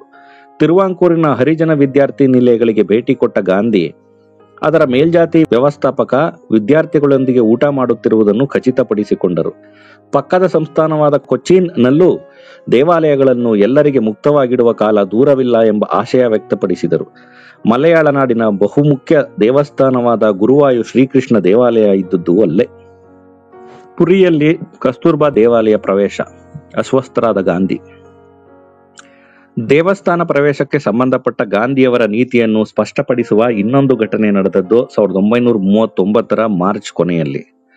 ಒರಿಸ್ಸಾದಲ್ಲಿ ದೇಲಾಂಗ್ ಎಂಬ ಸಣ್ಣ ಊರೊಂದರಲ್ಲಿ ಗ್ರಾಮೀಣ ಕೈಗಾರಿಕೆಗಳ ವಸ್ತು ಪ್ರದರ್ಶನವೊಂದನ್ನು ಉದ್ಘಾಟಿಸಿ ಮಾತನಾಡಿದ ಗಾಂಧಿ, ಸನಿಹದ ಪುರಿ ಜಗನ್ನಾಥ ದೇವಾಲಯಕ್ಕೆ ಹರಿಜನ ಪ್ರವೇಶವನ್ನು ನಿಷೇಧಿಸಲಾಗಿದೆ ಎನ್ನುವುದು ಒಂದು ಖೇದದ ವಿಷಯ ಎಂದು ಹೇಳಿದರಲ್ಲದೆ, ಎಲ್ಲಿ ಹರಿಜನರಿಗೆ ಪ್ರವೇಶವಿಲ್ಲವೋ ಅಲ್ಲಿ ನಾನು ಪ್ರವೇಶಿಸಲಾರೆ ಎಂದು ಘೋಷಿಸಿದರು. ಆಗ ಅಲ್ಲಿ ಕಸ್ತೂರ್ಬಾ, ಮಹದೇವ್ ದೇಸಾಯಿ ಮತ್ತು ಪತ್ನಿ ದುರ್ಗಾ ಮತ್ತು ಅವರ ಮಗ ನಾರಾಯಣ ಇದ್ದರು. ಮಾರನೇ ದಿನ ಗಾಂಧಿ ಮತ್ತು ಮಹದೇವ್ ದೇಸಾಯಿ ಹರಿಜನ ಕಾರ್ಯಕರ್ತರೊಂದಿಗೆ ಸಭೆ ನಡೆಸುತ್ತಿದ್ದ ಆ ಇಬ್ಬರು ಮಹಿಳೆಯರು ಮತ್ತು ಹುಡುಗ ಹತ್ತಿರದಲ್ಲೇ ಇದ್ದ ಪುರಿಯತ್ತ ನಡೆದರು. ಇಬ್ಬರು ಮಹಿಳೆಯರು ಜಗನ್ನಾಥ ದೇವಾಲಯವನ್ನು ಪ್ರವೇಶಿಸಲು ಹೆಜ್ಜೆ ಇಡುತ್ತಿದ್ದಂತೆ ಬಾಲಕ ನಾರಾಯಣ ಗಾಂಧಿಯವರ ಮಾತನ್ನು ಅವರಿಗೆ ನೆನಪಿಸಿದ. ಈ ಇಬ್ಬರು ಮಹಿಳೆಯರು ಅದನ್ನು ಲೆಕ್ಕಿಸದೆ ದೇವಸ್ಥಾನದೊಳಕ್ಕೆ ಹೋಗಿ ದೇವರ ದರ್ಶನ ಮಾಡಿಕೊಂಡು ಬಂದರು. ವಾಪಸ್ ಬಂದ ಮಹಿಳೆಯರನ್ನು ಗಾಂಧಿ ಎಲ್ಲಿಗೆ ಹೋಗಿದ್ದೀರಿ ಎಂದು ಕೇಳಿದರು. ನಾರಾಯಣ ಎಲ್ಲವನ್ನೂ ಹೇಳಿಬಿಟ್ಟ. ಗಾಂಧಿಗೆ ಸಿಡಿಲೇ ಬಡಿದಂತಾಯಿತು. ಅವರ ಕಣ್ಣುಗಳು ಕೆಂಪಾಯಿತು, ತುಟಿಗಳು ಅಲುಗಿದವು, ಮೈ ನಡುಗಿತು. ಅವರಿಗೆ ತನ್ನ ಮಾತುಗಳು ತಮ್ಮ ಹತ್ತಿರದವರೆಗೆ ಮುಟ್ಟುತ್ತಿಲ್ಲ ಎಂಬ ದುಃಖ ಉಮ್ಮಳಿಸಿ ಬಂತು. ಇಬ್ಬರು ಹೆಂಗಸರಿಗೂ ಚೀಮಾರಿ ಹಾಕತೊಡಗಿದರು. ಮಧ್ಯ ಪ್ರವೇಶಿಸಿದ ಮಹದೇವ್ ದೇಸಾಯಿ ಅವರು ತಾವೇ ಮಹಿಳೆಯರಿಗೆ ಅಭಯ ನೀಡಿ ಕಳುಹಿಸಿದ್ದು ಎಂದು ತಿಳಿಸಿದಾಗ ಗಾಂಧಿ ಬೆಚ್ಚಿ ಬಿದ್ದರು. ಮಹಾದೇವ ಅವರ ಮೇಲೂ ಕೂಗಾಡಿದರು. ಮಹಿಳೆಯರು ಕಣ್ಣೀರಿಟ್ಟು ಗಾಂಧಿಯವರ ಕ್ಷಮೆ ಕೇಳಿದರೆ ದೇಸಾಯಿ ತಾವು ಅವರ ಆಪ್ತ ಕಾರ್ಯದರ್ಶಿ ಆಗಲು ಅರ್ಹನಲ್ಲವೆಂದು ಹೇಳಿ ಅವರಿಂದ ದೂರವಾಗುವ ಮಾತನಾಡಿದರು. ಗಾಂಧಿಯವರ ರಕ್ತದೊತ್ತಡ ವಿಪರೀತ ಏರಿ ಅಸ್ವಸ್ಥರಾದರು. ಅವರಿಗೆ ವಿಶ್ರಾಂತಿ ಬೇಕಿತ್ತು. ವಿಶ್ರಾಂತಿಯ ನಂತರ ಅವರು ಮಹದೇವ್ ದೇಸಾಯಿ ಅವರಿಗೆ ದುಡುಕಬಾರದಾಗಿ ಹೇಳಿದರು. ಅವರಿಲ್ಲದೆ ತಮ್ಮ ಬಾಳು ಲಂಗರು ಕಳೆದುಕೊಳ್ಳುವುದೆಂದು ಹೇಳಿ ಅವರು ನಿರ್ಧಾರವನ್ನು ಬದಲಿಸುವಂತೆ ಒತ್ತಾಯಿಸಿದರು. ಮಣಿದ ದೇಸಾಯಿ ಈ ಇಡೀ ಘಟನೆಯನ್ನು ಹರಿಜನ್ ಪತ್ರಿಕೆಯ 1938 ಏಪ್ರಿಲ್ 9 ಸಂಚಿಕೆಯಲ್ಲಿ ವಿವರಿಸಿ ಕೊನೆಗೆ ಹೀಗೆ ಬರೆದರು: ದೇವಲೋಕದ ಸಂತರ ಸಹವಾಸ ಆನಂದಮಯವೇ ಹೌದು, ಆದರೆ ಭೂಲೋಕದ ಸಂತರ ಸಹವಾಸ ಯಾರಿಗೂ ಬರಬಾರದು. ಬರುವೆ. ಹರಿಲಾಲನ ಮುಗಿಯದ ರಗಳೆ. ಗಾಂಧಿ 1934 ಆಸುಪಾಸಿನ ವರ್ಷಗಳಲ್ಲಿ ತಮ್ಮನ್ನು ಕಂಗೆಡಿಸಿದ ಇನ್ನೊಂದು ಸವಾಲೆಂದರೆ ತಮ್ಮ ಹಿರಿಯ ಮಗ ಹರಿಲಾಲನದು. ಇತ್ತೀಚಿನ ವರ್ಷಗಳಲ್ಲಿ ಕುಡಿತ ಮತ್ತು ವ್ಯಭಿಚಾರಗಳಿಗೆ ಬಲಿಯಾಗಿದ್ದ ಅವನು ಇವುಗಳಿಗಾಗಿ ಹಣವಿಲ್ಲದೆ ಪರದಾಡುತ್ತಾ ಮಾನಸಿಕವಾಗಿ ಡೋಲಾಯಮಾನ ಸ್ಥಿತಿಯಲ್ಲಿದ್ದ. ಮತ್ತೆ ಆತ 1934 ಸೆಪ್ಟೆಂಬರ್ನಲ್ಲಿ ವರ್ಧಾದಲ್ಲಿದ್ದ ತಂದೆಯ ಬಳಿಗೆ ಬಂದು ತಾನೀಗ ಬದಲಾಗಿರುವುದಾಗಿಯೂ ಪೋರ್ಬಂದರ್ನಲ್ಲಿ ಒಂದು ಅಂಗಡಿ ಹಾಕಿಕೊಂಡು ತಾನು ತನ್ನ ಮಕ್ಕಳೊಂದಿಗೆ ಸ್ವತಂತ್ರವಾಗಿ ಬಾಳುವುದಾಗಿಯೂ ಮರುಮದುವೆಯಾಗ ಬಯಸುವುದಾಗಿಯೂ ತಿಳಿಸಿದ. ಅವನ ಸ್ಥಿತಿಯನ್ನು ನೋಡಿ ಕರಗಿದ ಗಾಂಧಿ ಅವನಿಗೆ ಎಲ್ಲಾ ಸಹಾಯ ಮಾಡುವುದಾಗಿಯೂ ವಿಧವೆಯೊಬ್ಬಳನ್ನು ಆಯ್ಕೆ ಮಾಡಿಕೊಳ್ಳುವುದಾದರೆ ಮರುಮದುವೆಯನ್ನು ತಾವೇ ನಿಂತು ಮಾಡಿಸುವುದಾಗಿಯೂ ಹೇಳಿದರಲ್ಲದೆ ಅವನ ತೊಡೆಯ ಮೇಲೆ ತಲೆಯಿಟ್ಟು ತಾವು ಪ್ರಾಣ ಬಿಡ ಬಯಸುವುದಾಗಿ ಅವನಿಗೆ ತಿಳಿಸಿದರು. ಹಾಗಾಗಿ ಹರಿಲಾಲನಿಗೆ ಒಂದು ದುಡಿಮೆಯ ಮಾರ್ಗ ತೋರಿಸಲು ಅವರು ತಮ್ಮ ಹಿರಿಯ ಬಂಧು ನಾರಾಯಣ್ ದಾಸ್ ಅವರಿಗೂ ಒಂದು ಪತ್ರ ಬರೆದಿದ್ದರು. ಆದರೆ ಹರಿಲಾಲ್ ನಿಜವಾಗಿಯೂ ಬದಲಾಗಿದ್ದಾನೆಯೇ ಎಂಬ ಬಗ್ಗೆ ಗಾಂಧಿಯವರಿಗೆ ಅನುಮಾನಗಳಿದ್ದವು. ಹಾಗಾಗಿ ಅವನು ಈಗ ಸ್ವಲ್ಪ ಕಾಲ ಇರಲು ಹೋಗಿದ್ದ ರಾಜಕೋಟೆಯ ತಮ್ಮ ಬಂಧುಗಳಿಗೆ ಪತ್ರ ಬರೆದು ವಿಚಾರಿಸಿದರು. ಆದರೆ ಅವನು ಕಿಂಚತ್ತೂ ಬದಲಾಗಿಲ್ಲವೆಂದು ತಿಳಿಯಿತು. ಕೂಡಲೇ ಅವರು ನಾರಾಯಣ್ ದಾಸ್ ಅವರಿಗೆ ಪತ್ರ ಬರೆದು ಹರಿಲಾಲ ಸಂಪೂರ್ಣ ದಾರಿ ತಪ್ಪಿದ್ದು ಅವನನ್ನು ಸಂಪೂರ್ಣ ತೊರೆಯಲು ತಾವು ನಿರ್ಧರಿಸಿರುವುದಾಗಿಯೂ ಅವನಿಗೆ ಯಾವ ಸಹಾಯವನ್ನೂ ಮಾಡಬಾರದೆಂದು ಸೂಚಿಸಿದರು. ಇದನ್ನು ತಿಳಿದ ಹರಿಲಾಲ್ ತಂದೆಯ ಮೇಲೆ ಹಲವು ಆರೋಪಗಳನ್ನು ಪುನರಾವರ್ತಿಸಿ ಮತ್ತೆ ಕೋಪೋದ್ರಿತ ಪತ್ರಗಳನ್ನು ಬರೆದ. ನಂತರ 1 ವರ್ಷದ ಕಾಲ ಹರಿಲಾಲನ ಸುದ್ದಿಯೇ ಇರಲಿಲ್ಲ. 1936 ಏಪ್ರಿಲ್ನಲ್ಲಿ ಗಾಂಧಿ ದಂಪತಿಗಳು ನಾಗಪುರದಲ್ಲಿದ್ದಾಗ ಅವರನ್ನು ಭೇಟಿ ಮಾಡಿದ್ದ ಹರಿಲಾಲ್ ಅನ್ಯ ಧರ್ಮ ಪ್ರಚಾರಕರು ಪದೇ ಪದೇ ತಮ್ಮನ್ನು ಭೇಟಿಯಾಗಿ ಮತಾಂತರಕ್ಕೆ ಪ್ರೇರೇಪಿಸುತ್ತಿದ್ದಾರೆ ಎಂದು ತಿಳಿಸಿದ್ದ. ಅನ್ಸಾರಿ ಅವರ ನಿಧನ, ಹರಿಲಾಲ್ ಅವರ ಮತಾಂತರ. ಆದರೆ ಗಾಂಧಿ 1936 ಜೂನ್ನಲ್ಲಿ ಅನಾರೋಗ್ಯದ ಕಾರಣ ಮತ್ತೆ ನಂದಿ ಬೆಟ್ಟದಲ್ಲಿ ವಿಶ್ರಮಿಸಿಕೊಳ್ಳುತ್ತಿದ್ದ ಪಟೇಲರನ್ನು ಕಾಣಲು ಹೋಗಿದ್ದಾಗ ಗಾಂಧಿಯವರಿಗೆ ತಮ್ಮ ಆಪ್ತ ಮುಸ್ಲಿಂ ಅನುಯಾಯಿ ಡಾಕ್ಟರ್ ಎಂ.ಎ. ಅನ್ಸಾರಿ ಅವರ ನಿಧನದ ದುಃಖ ವಾರ್ತೆಯ ಜೊತೆಗೆ ತಮ್ಮ ಹಿರಿಯ ಮಗನ ಮತಾಂತರದ ಆಘಾತಕರ ಸುದ್ದಿಯೂ ತಲುಪಿತು. ಅನ್ಸಾರಿ ಅವರ ಅನಿರೀಕ್ಷಿತ ಸಾವು ಅವರಿಗೆ ರಾಜಕೀಯವಾಗಿ ಆಘಾತವಾಗಿದ್ದರೆ ಹರಿಲಾಲನನ್ನು ಕುರಿತ ಸುದ್ದಿ ವೈಯಕ್ತಿಕವಾಗಿ ಆಘಾತಕಾರಿಯಾಯಿತು. ಆತ ಬಾಂಬೆಯಲ್ಲಿ ಇಸ್ಲಾಂಗೆ ಮತಾಂತರವಾಗಿ ಅಬ್ದುಲ್ಲಾ ಆಗಿ ಮರುನಾಮಕರಣ ಹೊಂದಿದ್ದ. ಆಘಾತ ಮುಜುಗರಗಳ ಮಧ್ಯೆಯೇ ಅವರು ಒಂದು ಸಾರ್ವಜನಿಕ ಹೇಳಿಕೆ ನೀಡಿ ಅವನು ಯಾವುದೇ ಆಮಿಷಗಳಿಗೆ ಒಳಗಾಗದೆ ಮುಕ್ತ ಮನಸ್ಸಿನಿಂದ ಮತಾಂತರವಾಗಿದ್ದಲ್ಲಿ ನಾನು ನನ್ನ ಧರ್ಮದಷ್ಟೇ ಗೌರವಿಸುವ ಇಸ್ಲಾಂ ಮತಕ್ಕೆ ಸೇರಿರುವ ಬಗ್ಗೆ ನನ್ನ ಯಾವ ಆಕ್ಷೇಪವೂ ಇಲ್ಲ ಎಂದು ತಿಳಿಸಿದರು. ಆದರೆ ಅದೇ ವೇಳೆಯಲ್ಲಿ ಸರ್ವಶಕ್ತನಾದ ಭಗವಂತ ಅವನಿಗೆ ತನ್ನ ನಿರ್ಧಾರದ ಬಗ್ಗೆ ಪಶ್ಚಾತ್ತಾಪವಾಗುವಂತಹ ಬುದ್ಧಿಯನ್ನು ದಯಪಾಲಿಸುವನೆಂಬ ಆಶಯವನ್ನೂ ವ್ಯಕ್ತಪಡಿಸಿದರು. ಸಾಲದಲ್ಲಿ ಮುಳುಗಿ ಹೋಗಿ ಪಠಾಣರಿಂದ ಹಲವು ಬಾರಿ ಬೆದರಿಕೆಗೆ ಒಳಗಾಗಿದ್ದ ಹರಿಲಾಲ್ ಆಮಿಷಗಳಿಗೆ ಬಲಿಯಾಗಿರುವ ಅನುಮಾನ ಅವರಿಗೆ ಇದ್ದೇ ಇತ್ತು. ಅವರು ಬಾಂಬೆಯಲ್ಲಿನ ತಮ್ಮ ಮುಸ್ಲಿಂ ಗೆಳೆಯರಿಗೆ ಈ ಬಗ್ಗೆ ವಿಚಾರಿಸಲು ಹೇಳಿದರು. ಹರಿಲಾಲ್ ಬಾಂಬೆಯ ಕೆಲ ಮುಸ್ಲಿಂ ಗುಂಪುಗಳ ಮಧ್ಯೆ ಹೀರೋ ಆಗಿ ಆರಾಧಿಸಲ್ಪಡುತ್ತಿದ್ದ. ಹರಿಲಾಲನ ಮತಾಂತರದ ಸುದ್ದಿ ಗಾಂಧಿ ಅವರಿಗಿಂತ ಹೆಚ್ಚು ಆಘಾತಗೊಂಡವರು ಆಗ ದೆಹಲಿಯ ತಮ್ಮ ಕಿರಿಯ ಮಗ ದೇವದಾಸನ ಮನೆಯಲ್ಲಿದ್ದ ಕಸ್ತೂರ್ಬಾ ಅವರು. ಅವರಿಗೆ ದುಃಖ ತಡೆಯಲಾಗದೆ ದೇವದಾಸನ ಸಲಹೆಯಂತೆ ಹರಿಲಾಲನಿಗೆ ಒಂದು ಬಹಿರಂಗ ಪತ್ರ ಬರೆಯುವ ಮೂಲಕ ತಮಗಾಗಿರುವ ಮುಜುಗರ ಸಂಕಟಗಳನ್ನು ಹೊರಹಾಕಿದರು. ಸೆಪ್ಟೆಂಬರ್ 27 ಪತ್ರಿಕೆಯಲ್ಲಿ ಅದು ಪ್ರಕಟವಾಯಿತು. ಅದರಲ್ಲಿ ಬಾ ಅವರು ಹರಿಲಾಲ್ ಅವರನ್ನು ನನ್ನ ಪ್ರೀತಿಯ ಕಂದ ಎಂದು ಸಂಬೋಧಿಸಿ ಹೀಗೆ ಬರೆದಿದ್ದರು: ನೀನು ನನ್ನ ಬದುಕಿನ ಕೊನೆಯ ದಿನಗಳಲ್ಲಿ ನನಗೆ ತುಂಬಾ ಕಷ್ಟ ತಂದೊಡ್ಡಿ ಜೀವನ ದುಸ್ತರವೆನ್ನುವಂತೆ ಮಾಡಿದ್ದೀಯ. ನಿನ್ನ ವರ್ತನೆಯಿಂದ ನಿನ್ನ ತಂದೆಯ ಎದೆ ಒಡೆದು ಹೋಗದೇ ಇರುವುದು ಆಶ್ಚರ್ಯ. ಅವರದೋ ಕಷ್ಟಗಳ ಪರಂಪರೆಯನ್ನು ಎದುರಿಸಿ ಗಟ್ಟಿಯಾದ ಹೃದಯ. ಆದರೆ ನಾನೇನು ಮಾಡಲಿ? ನಿನ್ನಿಂದಾಗಿ ನಿಮ್ಮ ತಂದೆ ಎಷ್ಟು ಕಟುಟೀಕೆಗಳನ್ನು ಅಪವಾದಗಳನ್ನು ಎದುರಿಸುತ್ತಿದ್ದಾರೆ ಎಂದು ನಿನಗೆ ಗೊತ್ತಿದೆಯೇ? ಅವರು ಎಷ್ಟು ಅವಮಾನಗೊಂಡರೂ ನಿನ್ನನ್ನು ಕ್ಷಮಿಸುತ್ತಲೇ ಬಂದಿದ್ದಾರೆ. ನಿನ್ನ ಮಕ್ಕಳು, ಅಳಿಯನು ನಿನ್ನ ವರ್ತನೆಗಳಿಂದ ಅವಮಾನ ಅನುಭವಿಸುತ್ತಿದ್ದಾರೆ. ನಾನು ಇತ್ತೀಚೆಗೆ ಪ್ರತಿದಿನ ಬೆಳಿಗ್ಗೆ ಬಹು ಆತಂಕದಿಂದಲೇ ಏಳುತ್ತಿದ್ದೇನೆ. ಏಕೆಂದರೆ ಪ್ರತಿದಿನದ ಪತ್ರಿಕೆಯಲ್ಲಿ ನಿನ್ನ ಬಗ್ಗೆ ಒಂದಲ್ಲ ಒಂದು ದುರ್ವರ್ತನೆಯ ಸುದ್ದಿ ಇರುತ್ತದೆ. ಇತ್ತೀಚೆಗೆ ನಿನ್ನನ್ನು ಪಾನಮತ್ತತೆಯ ಕಾರಣದಿಂದ ನ್ಯಾಯಾಲಯದ ಮುಂದೆ ಹಾಜರುಪಡಿಸಿದಾಗ ನಿನ್ನನ್ನು ಗಾಂಧಿಯವರ ಮಗ ಎಂದು ಹಾಗೇ ಬಿಟ್ಟರು ಎಂಬುದು ನಿನಗೆ ನಾನು ನೆನಪಿಸಬೇಕೆ? ನೀನು ಮತಾಂತರವಾಗಿರುವುದು ನಿನ್ನ ವೈಯಕ್ತಿಕ ವಿಷಯ ನಿಜ. ನೀನು ಆಮೇಲಾದರೂ ಸಾತ್ವಿಕ ಬದುಕು ನಡೆಸುತ್ತೀಯೇ ಎಂದು ನಾನು ಒಳಗೊಳಗೆ ಸಂತೋಷ ಕೂಡ ಪಟ್ಟಿದ್ದೆ. ಆದರೆ ನೀನು ಹಣ ತೆಗೆದುಕೊಂಡು ಹೆಂಡ ಕುಡಿದು ಧರ್ಮ ಬೋಧನೆ ಮಾಡುತ್ತಿರುವೆ ಎಂದು ಕೇಳಿ ಆಘಾತಗೊಂಡಿದ್ದೇನೆ. ಆದರೆ ನಿನ್ನನ್ನು ಕಾಣಲು ಹಂಬಲ ತೀವ್ರವಾಗುತ್ತಿದೆ. ನೀನು ಎಲ್ಲಿದ್ದೀಯೋ ತಿಳಿಯದು. ಕಸ್ತೂರ್ಬಾ ಈ ಪತ್ರದ ಕೊನೆಯಲ್ಲಿ ಮುಸ್ಲಿಂ ಬಂಧುಗಳಿಗೂ ಒಂದು ಸಂದೇಶ ನೀಡಿದ್ದರು. ಆಲೋಚನಾ ಶಕ್ತಿ ಇರುವ ಮತ್ತು ತಮ್ಮ ಕುಟುಂಬದ ಸ್ನೇಹದಲ್ಲಿರುವ ಯಾವ ಮುಸ್ಲಿಮರೂ ಈ ಬೆಳವಣಿಗೆಯನ್ನು ಒಪ್ಪಲಾರರು ನಿಜ. ಮುಸ್ಲಿಮರು ನನ್ನಂತಹ ತಾಯಿಯ ವೇದನೆಯನ್ನು ಅರ್ಥ ಮಾಡಿಕೊಂಡು ಅವನೀಗ ಮಾಡಿರುವುದು ಅಲ್ಲಾ ಮೆಚ್ಚದ ವಿಚಾರ ಎಂದು ತಿಳಿಯುವರು ಎಂದು ನಾನು ನಂಬಿದ್ದೇನೆ. ಈ ಪತ್ರವನ್ನು ಹರಿಲಾಲನ ಗಮನಕ್ಕೆ ತಂದಾಗ ಆತ ಈ ಪತ್ರ ನನ್ನ ತಾಯಿಯೇ ಬರೆದದ್ದಲ್ಲ ಎಂದು ತಿರಸ್ಕರಿಸಿದ. ಅದು ನಿಜವೂ ಇರಬಹುದು, ಏಕೆಂದರೆ ಅದರಲ್ಲಿ ದೇವದಾಸ ಮತ್ತು ಕುಟುಂಬದ ಇತರರ ಕೈವಾಡವೂ ಇತ್ತು.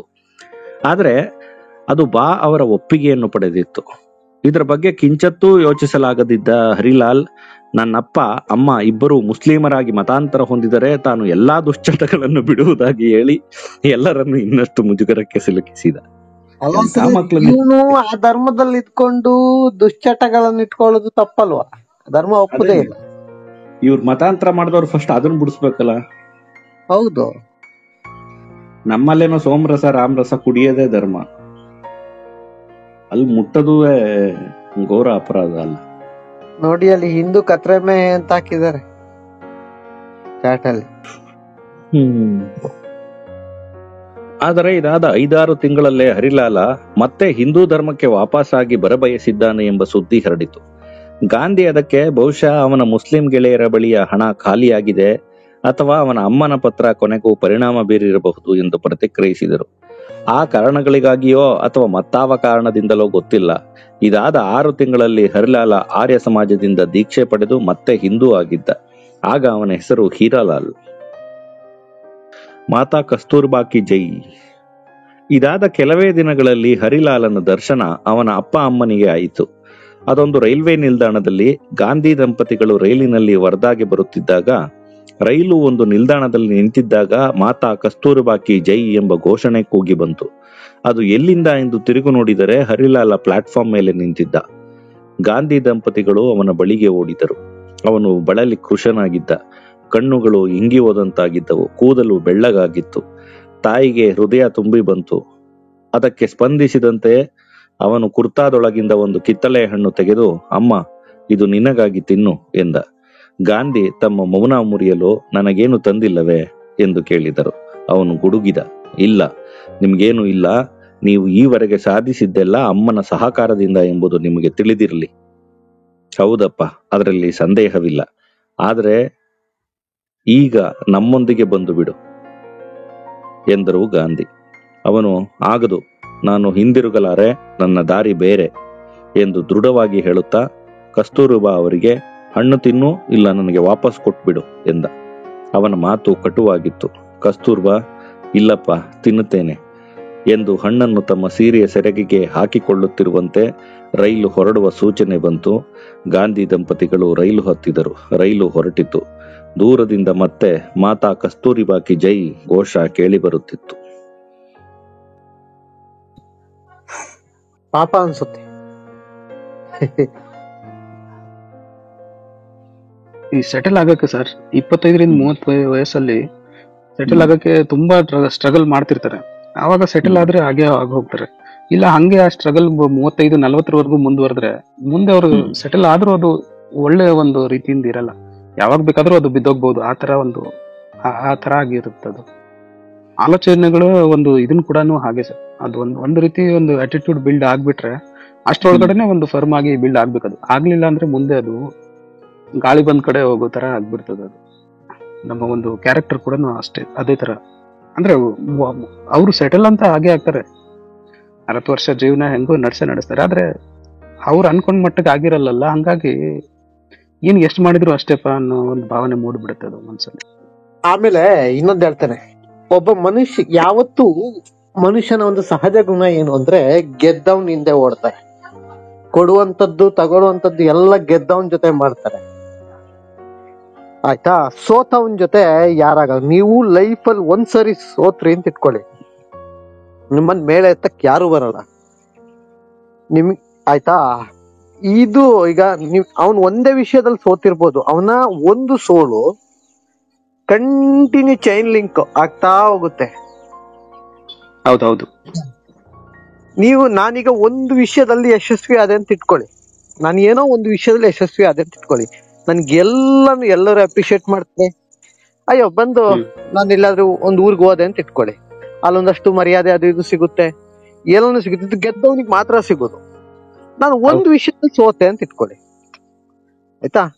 ನಾನೇನೋ ಒಂದು ಪ್ರಯತ್ನ ಪಟ್ಟು ಸೋತೆ ಅಂತ ಇಟ್ಕೊಳ್ಳಿ, ಅವನ್ ಮನೇಲಿ ಸೋತವನು, ನಾನು ಇನ್ನೊಂದ್ರಲ್ಲೂ ಸೋಲೋ ಚಾನ್ಸಸ್ ಹೆಚ್ಚು, ಮತ್ತೊಂದ್ರಲ್ಲೂ ಸೋಲೋ ಚಾನ್ಸಸ್ ಹೆಚ್ಚು. ಹೋಗ್ತಾ ಸೋಲೋ ಚಾನ್ಸಸ್ ಜಾಸ್ತಿ, ಸಪೋರ್ಟ್ ನನಗೆ ಎಲ್ಲೂ ಸಿಗದೇನೆ ಹೋಗ್ತದೆ, ಆಯ್ತಾ? ನಾನು ವಾಸ್ತವದಲ್ಲಿ ಸೋತಿದ್ದು ಒಂದೇ ವಿಷಯದಲ್ಲಿ. ನಂಗೆ ಯಾರಿರಲ್ಲ, ಒಂದು ವಿಷಯದಲ್ಲಿ ಸೋತಿರ್ಬೋದು, ಬೇರೆ ಎಲ್ಲದೂ ಚೆನ್ನಾಗಿದ್ರು ಕೂಡ ಮುಂದೆ ಏನಾಗ್ತದೆ ಅಂತ ಹೇಳಿದ್ರೆ ಅವ್ನು ಸೋಲ್ತಾ ಹೋಗ್ತಾನೆ.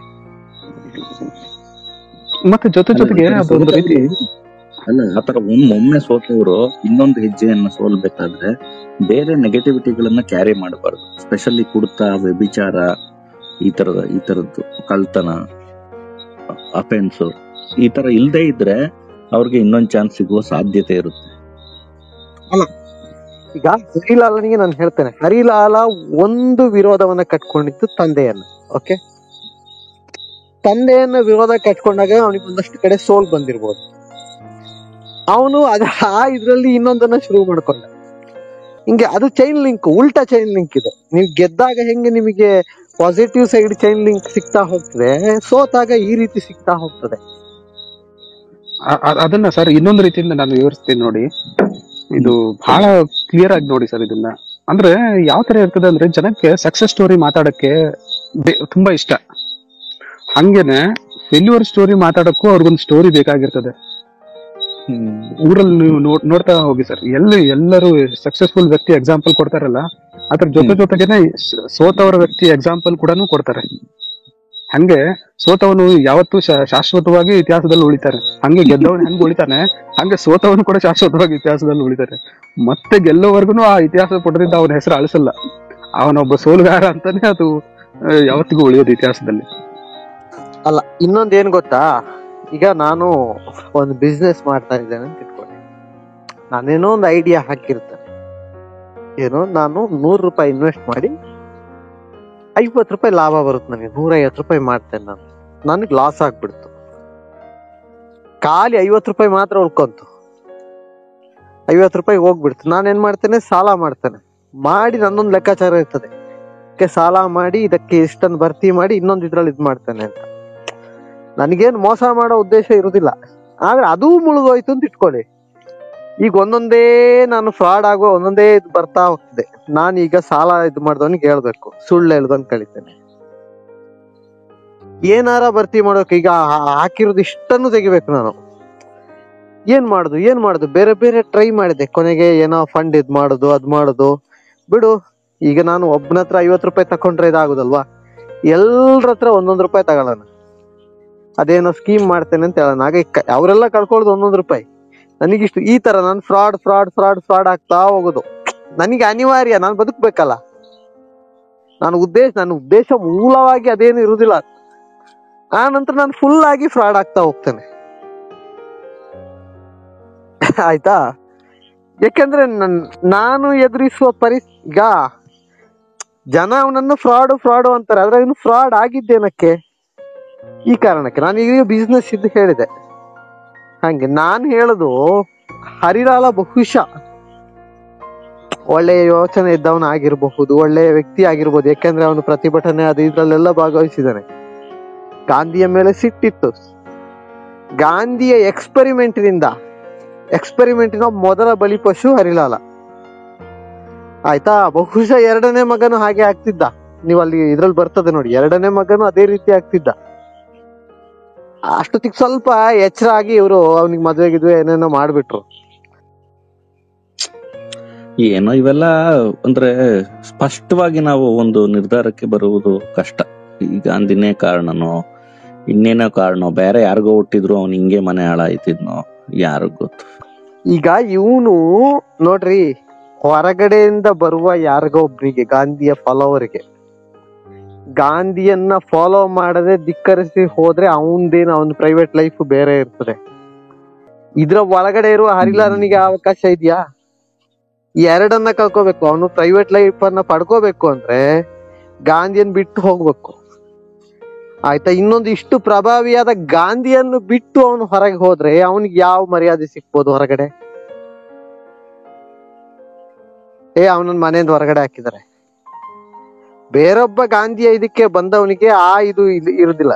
ಬೇಡ ಅಂದ್ರೆ ಎನಿ ಟೈಮ್ ಬಿಟ್ಟು ಹೋಗೋ ಇದಿರುತ್ತೆ. ಹರಿಲಾಲನಿಗೆ ಹಾಗಿಲ್ಲ. ತನ್ನ ಫ್ಯಾಮಿಲಿಯನ್ನು ಬಿಟ್ಟು ಹೋಗ್ಬೇಕು ಅವನು. ಅಂದ್ರೆ ಆ ವ್ಯಕ್ತಿ ಹೇಗಿರ್ತಾರೋ ಹಂಗೆ ಬದುಕು ಮಾಡ್ಕೋಬೇಕು. ಅವನಿಗೆ ಧೈರ್ಯ ಇದ್ದಿದ್ರೆ, ಅವನಿಗೆ ಅಷ್ಟು ಸ್ಟ್ರಾಂಗ್ ಆಗಿದ್ದಿದ್ರೆ ಬಂದು ಹೊರಗಡೆ ಕಟ್ಕೋಬೇಕಾಗಿತ್ತು, ಆ ಛಾತಿ ತೋರಿಸ್ಬೇಕಾಗಿತ್ತು. ಎಲ್ಲರಿಗೂ ಕರೆಕ್ಟ್ ಆಗಿ ಅವಕಾಶ ಸಿಕ್ಕಿ ಹಂಗೆ ಬರೋದಿಲ್ಲ. ಮತ್ತೆ ಅಪ್ಪ ಒಂದು ಇದಾಗಿದ್ರೆ ಮಕ್ಕಳೆಲ್ಲ ಹಂಗಾಗ್ತಾರೆ. ಅನ್ನೋದು ಸುಳ್ಳೇ ಸುಳ್ಳು. ಭೀಮಸೇನ್ ಜೋಶಿ ಅಷ್ಟು ಇಂಟರ್ನ್ಯಾಷನಲ್ ಇದು, ಅವ್ರ ಮಕ್ಳು ಯಾರೂ ಹಾಡೋರಲ್ಲ, ಏನೂ ಹಾಡೋರಲ್ಲ.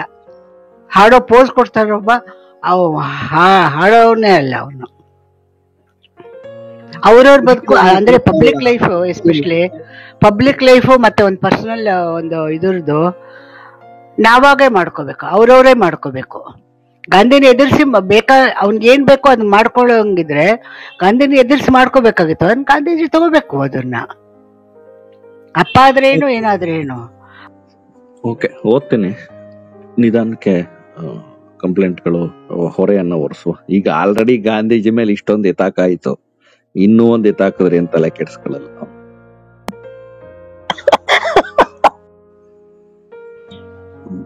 ವ್ಯಕ್ತಿತ್ವದ ಪರಿಪೂರ್ಣತೆಗಾಗಿ ಲೈಂಗಿಕ ಪ್ರಯೋಗಗಳು. ಗಾಂಧಿಯವರಿಗೆ ಈ ಕಾಲಘಟ್ಟದಲ್ಲಿ ತಮ್ಮ ವ್ಯಕ್ತಿತ್ವದ ಒಳಸತ್ವದ ಬಗ್ಗೆ ಸಂದೇಹ ಶುರುವಾದಂತಿತ್ತು.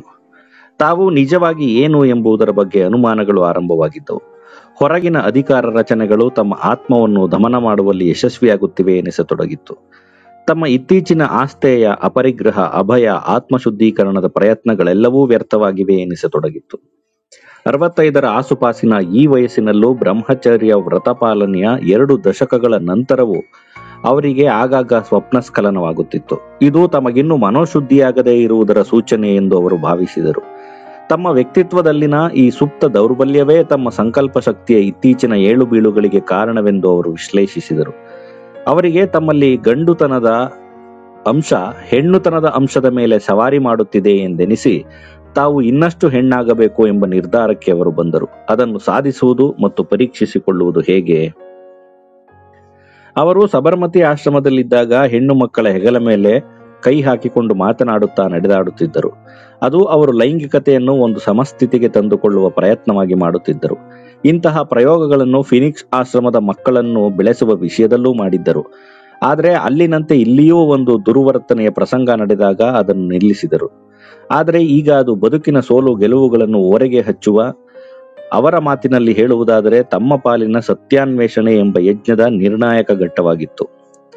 ನಾವು ತಾಯಿ, ಅಕ್ಕ, ತಂಗಿಯರೊಂದಿಗೆ ಲೈಂಗಿಕ ಭಾವನೆ ಇಲ್ಲದೆ ಸಹಬಾಳ್ವೆ ಮಾಡಬಲ್ಲೆವಾದರೆ ಪರಸ್ತ್ರೀಯರೊಂದಿಗೆ ಏಕೆ ಹಾಗೆ ಇರಲು ಸಾಧ್ಯವಾಗುವುದಿಲ್ಲ? ಇದಕ್ಕಾಗಿ ಮನಸ್ಸನ್ನು ತರಬೇತುಗೊಳಿಸುವುದು ಹೇಗೆ?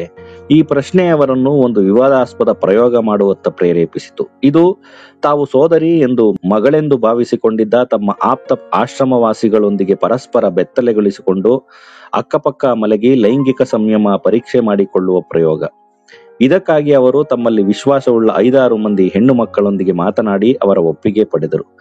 ಗಾಂಧಿಯವರ ಈ ಅತ್ಯಂತ ವಿವಾದಾಸ್ಪದ ಮತ್ತು ಸಾಮಾನ್ಯರಿಗೆ ಅರ್ಥ ಮಾಡಿಕೊಳ್ಳಲು ಕ್ಲಿಷ್ಟವಾಗಿ ಜಿಗುಪ್ಸೆ ಪಡಬಹುದಾದ ಪ್ರಯೋಗದಲ್ಲಿ ಭಾಗವಹಿಸಿದವರೆಂದರೆ ಪ್ಯಾರೇಲಾಲ್ ಅವರ ತಂಗಿ, 22ರ ತರುಣಿ ಸುಶೀಲಾ ನಯ್ಯರ್, ಜಯಪ್ರಕಾಶರ 30ರ ಹರೆಯದ ಬ್ರಹ್ಮಚರ್ಯ ವ್ರತಸ್ಥೆಯಾದ ಪತ್ನಿ ಪ್ರಭಾವತಿ, 47 ವರ್ಷ ವಯಸ್ಸಿನ ರಾಜ್ಕುಮಾರಿ ಅಮೃತಾ ಕೌರ್, ಮುಸ್ಲಿಂ ರಾಜಮನೆತನಕ್ಕೆ ಸೇರಿದ ಅಮ್ತಾಸ್ ಸಲಾಂ ಸೇರಿದಂತೆ ರಾಜಮೋಹನ್ ಗಾಂಧಿ ತಮ್ಮ ಮೋಹನದಾಸ ಕೃತಿಯಲ್ಲಿ ಹೇಳುತ್ತಾರೆ. ಅಲ್ಲದೆ ವರ್ಧಾ ಆಶ್ರಮದ ಕೋಣೆಯಲ್ಲಿ ತಾವು ಕಸ್ತೂರ್ಬಾ ಅಲ್ಲದೆ ಬಜಾಜ್ ಅವರ ಮಗಳು ಉಮಾ ಮತ್ತು ಜರ್ಮನಿಯ ಮಾರ್ಗರೆಟ್ ಸ್ಪಿಗಲ್ ಸೇರಿದಂತೆ ಹಲವರು ಒಟ್ಟಿಗೆ ಮಲಗುತ್ತಿರುವುದಾಗಿ ಪ್ರೇಮಾ ಕಂಟಕ್ ಎನ್ನುವವರಿಗೆ 1934ರ ಸೆಪ್ಟೆಂಬರ್ನಲ್ಲಿ ಬರೆದ ಪತ್ರವೊಂದರಲ್ಲಿ ತಿಳಿಸಿದ್ದಾರೆಂದು ಗಾಂಧಿಯವರ ಈ ಮೊಮ್ಮಗ ತಿಳಿಸಿದ್ದಾರೆ. ವರ್ಧಾದಿಂದ ಸೇಗಾಂವ್ಗೆ ಗಾಂಧಿಯವರ ಈ ಪ್ರಯೋಗ ಎಷ್ಟು ಕಾಲ ನಡೆಯಿತು ಮತ್ತು ಗಾಂಧಿ ಅದರಲ್ಲಿ ಎಷ್ಟರ ಮಟ್ಟಿಗೆ ಯಶಸ್ವಿಯಾಗಿದ್ದರು ಎಂದು ಎಲ್ಲೂ ದಾಖಲಾದಂತಿಲ್ಲ. ಆದರೆ ರಾಜಮೋಹನ್ ಗಾಂಧಿ ತಮ್ಮ ಪುಸ್ತಕದಲ್ಲಿ ಈ ಪ್ರಯೋಗದ ಮುಂದುವರಿಕೆಯಂತೆ ತೋರುವ 1937-38ರ ಕೆಲವು ಘಟನೆಗಳನ್ನು ದಾಖಲಿಸುತ್ತಾರೆ. ವರ್ಧಾದಲ್ಲಿ ಗಾಂಧಿ ವಾಸವಾಗಿದ್ದ ತೋಟದ ಮನೆ ಈಗ ಮಗನವಾಡಿ ಹೆಸರಿನಲ್ಲಿ ಅಖಿಲ ಭಾರತ ಗ್ರಾಮ ಕೈಗಾರಿಕೆಗಳ ಸಂಘವಾಗಿ ಅಭಿವೃದ್ಧಿಗೊಳ್ಳತೊಡಗಿತ್ತು. ಅಲ್ಲಿ ಕುಮಾರಪ್ಪ ಮತ್ತು ಅವರ ತಂಡದ ಪ್ರಯೋಗಗಳು ಆರಂಭವಾದವು. ಗಾಂಧಿ ಈಗ ಅಲ್ಲಿ ವಾಸ ಮಾಡಲು ಇಷ್ಟಪಡಲಿಲ್ಲ. ಹತ್ತಿರದ ವರೋದಾ ಎಂಬ ಹಳ್ಳಿಯಲ್ಲಿ ಗುಡಿಸಲು ಕಟ್ಟಿಕೊಂಡು ವಾಸ ಮಾಡುತ್ತಿದ್ದ ಮೀರಾಬೇನ್ಗೆ ತಮಗೂ ಅಂತಹದೊಂದು ಕುಟೀರದ ಅಗತ್ಯವಿದ್ದು ಒಂದು ಸೂಕ್ತ ಜಾಗ ಆರಿಸಲು ಕೋರುತ್ತಾರೆ. ಮೀರಾ ವರ್ಧಾಗೆ 5 ಮೈಲಿ ದೂರದ ಸೇಗಾಂವ್ ಎಂಬ ಹಳ್ಳಿಯನ್ನು ಆಯ್ಕೆ ಮಾಡಿ ಗಾಂಧಿಯವರಿಗೆ ತೋರಿಸುತ್ತಾರೆ. ಈ ಹಳ್ಳಿ ಪೂರಾ ಹರಿಜನರ ಹಳ್ಳಿಯಾಗಿದ್ದು ಗಾಂಧಿ ಎಲ್ಲರೂ ತಮಗೊಂದು 100 ರೂಪಾಯಿಗಳ ಕೂಲಿ ಖರ್ಚನ್ನು ಮೀರದಷ್ಟು ಸರಳವಾದ ಸಣ್ಣ ಕುಟೀರವೊಂದನ್ನು ಕಟ್ಟಿಸಿಕೊಡುವಂತೆ ಬಜಾಜ್ ಅವರನ್ನು ಕೋರುತ್ತಾರೆ. 1936ರ ಏಪ್ರಿಲ್ನಲ್ಲಿ ಅವರು ವರ್ಧಾ ಬಿಟ್ಟು ಸೇಗಾಂವ್ಗೆ ಪಾದಯಾತ್ರೆ ಮೂಲಕ ಹೊರಡುತ್ತಾರೆ.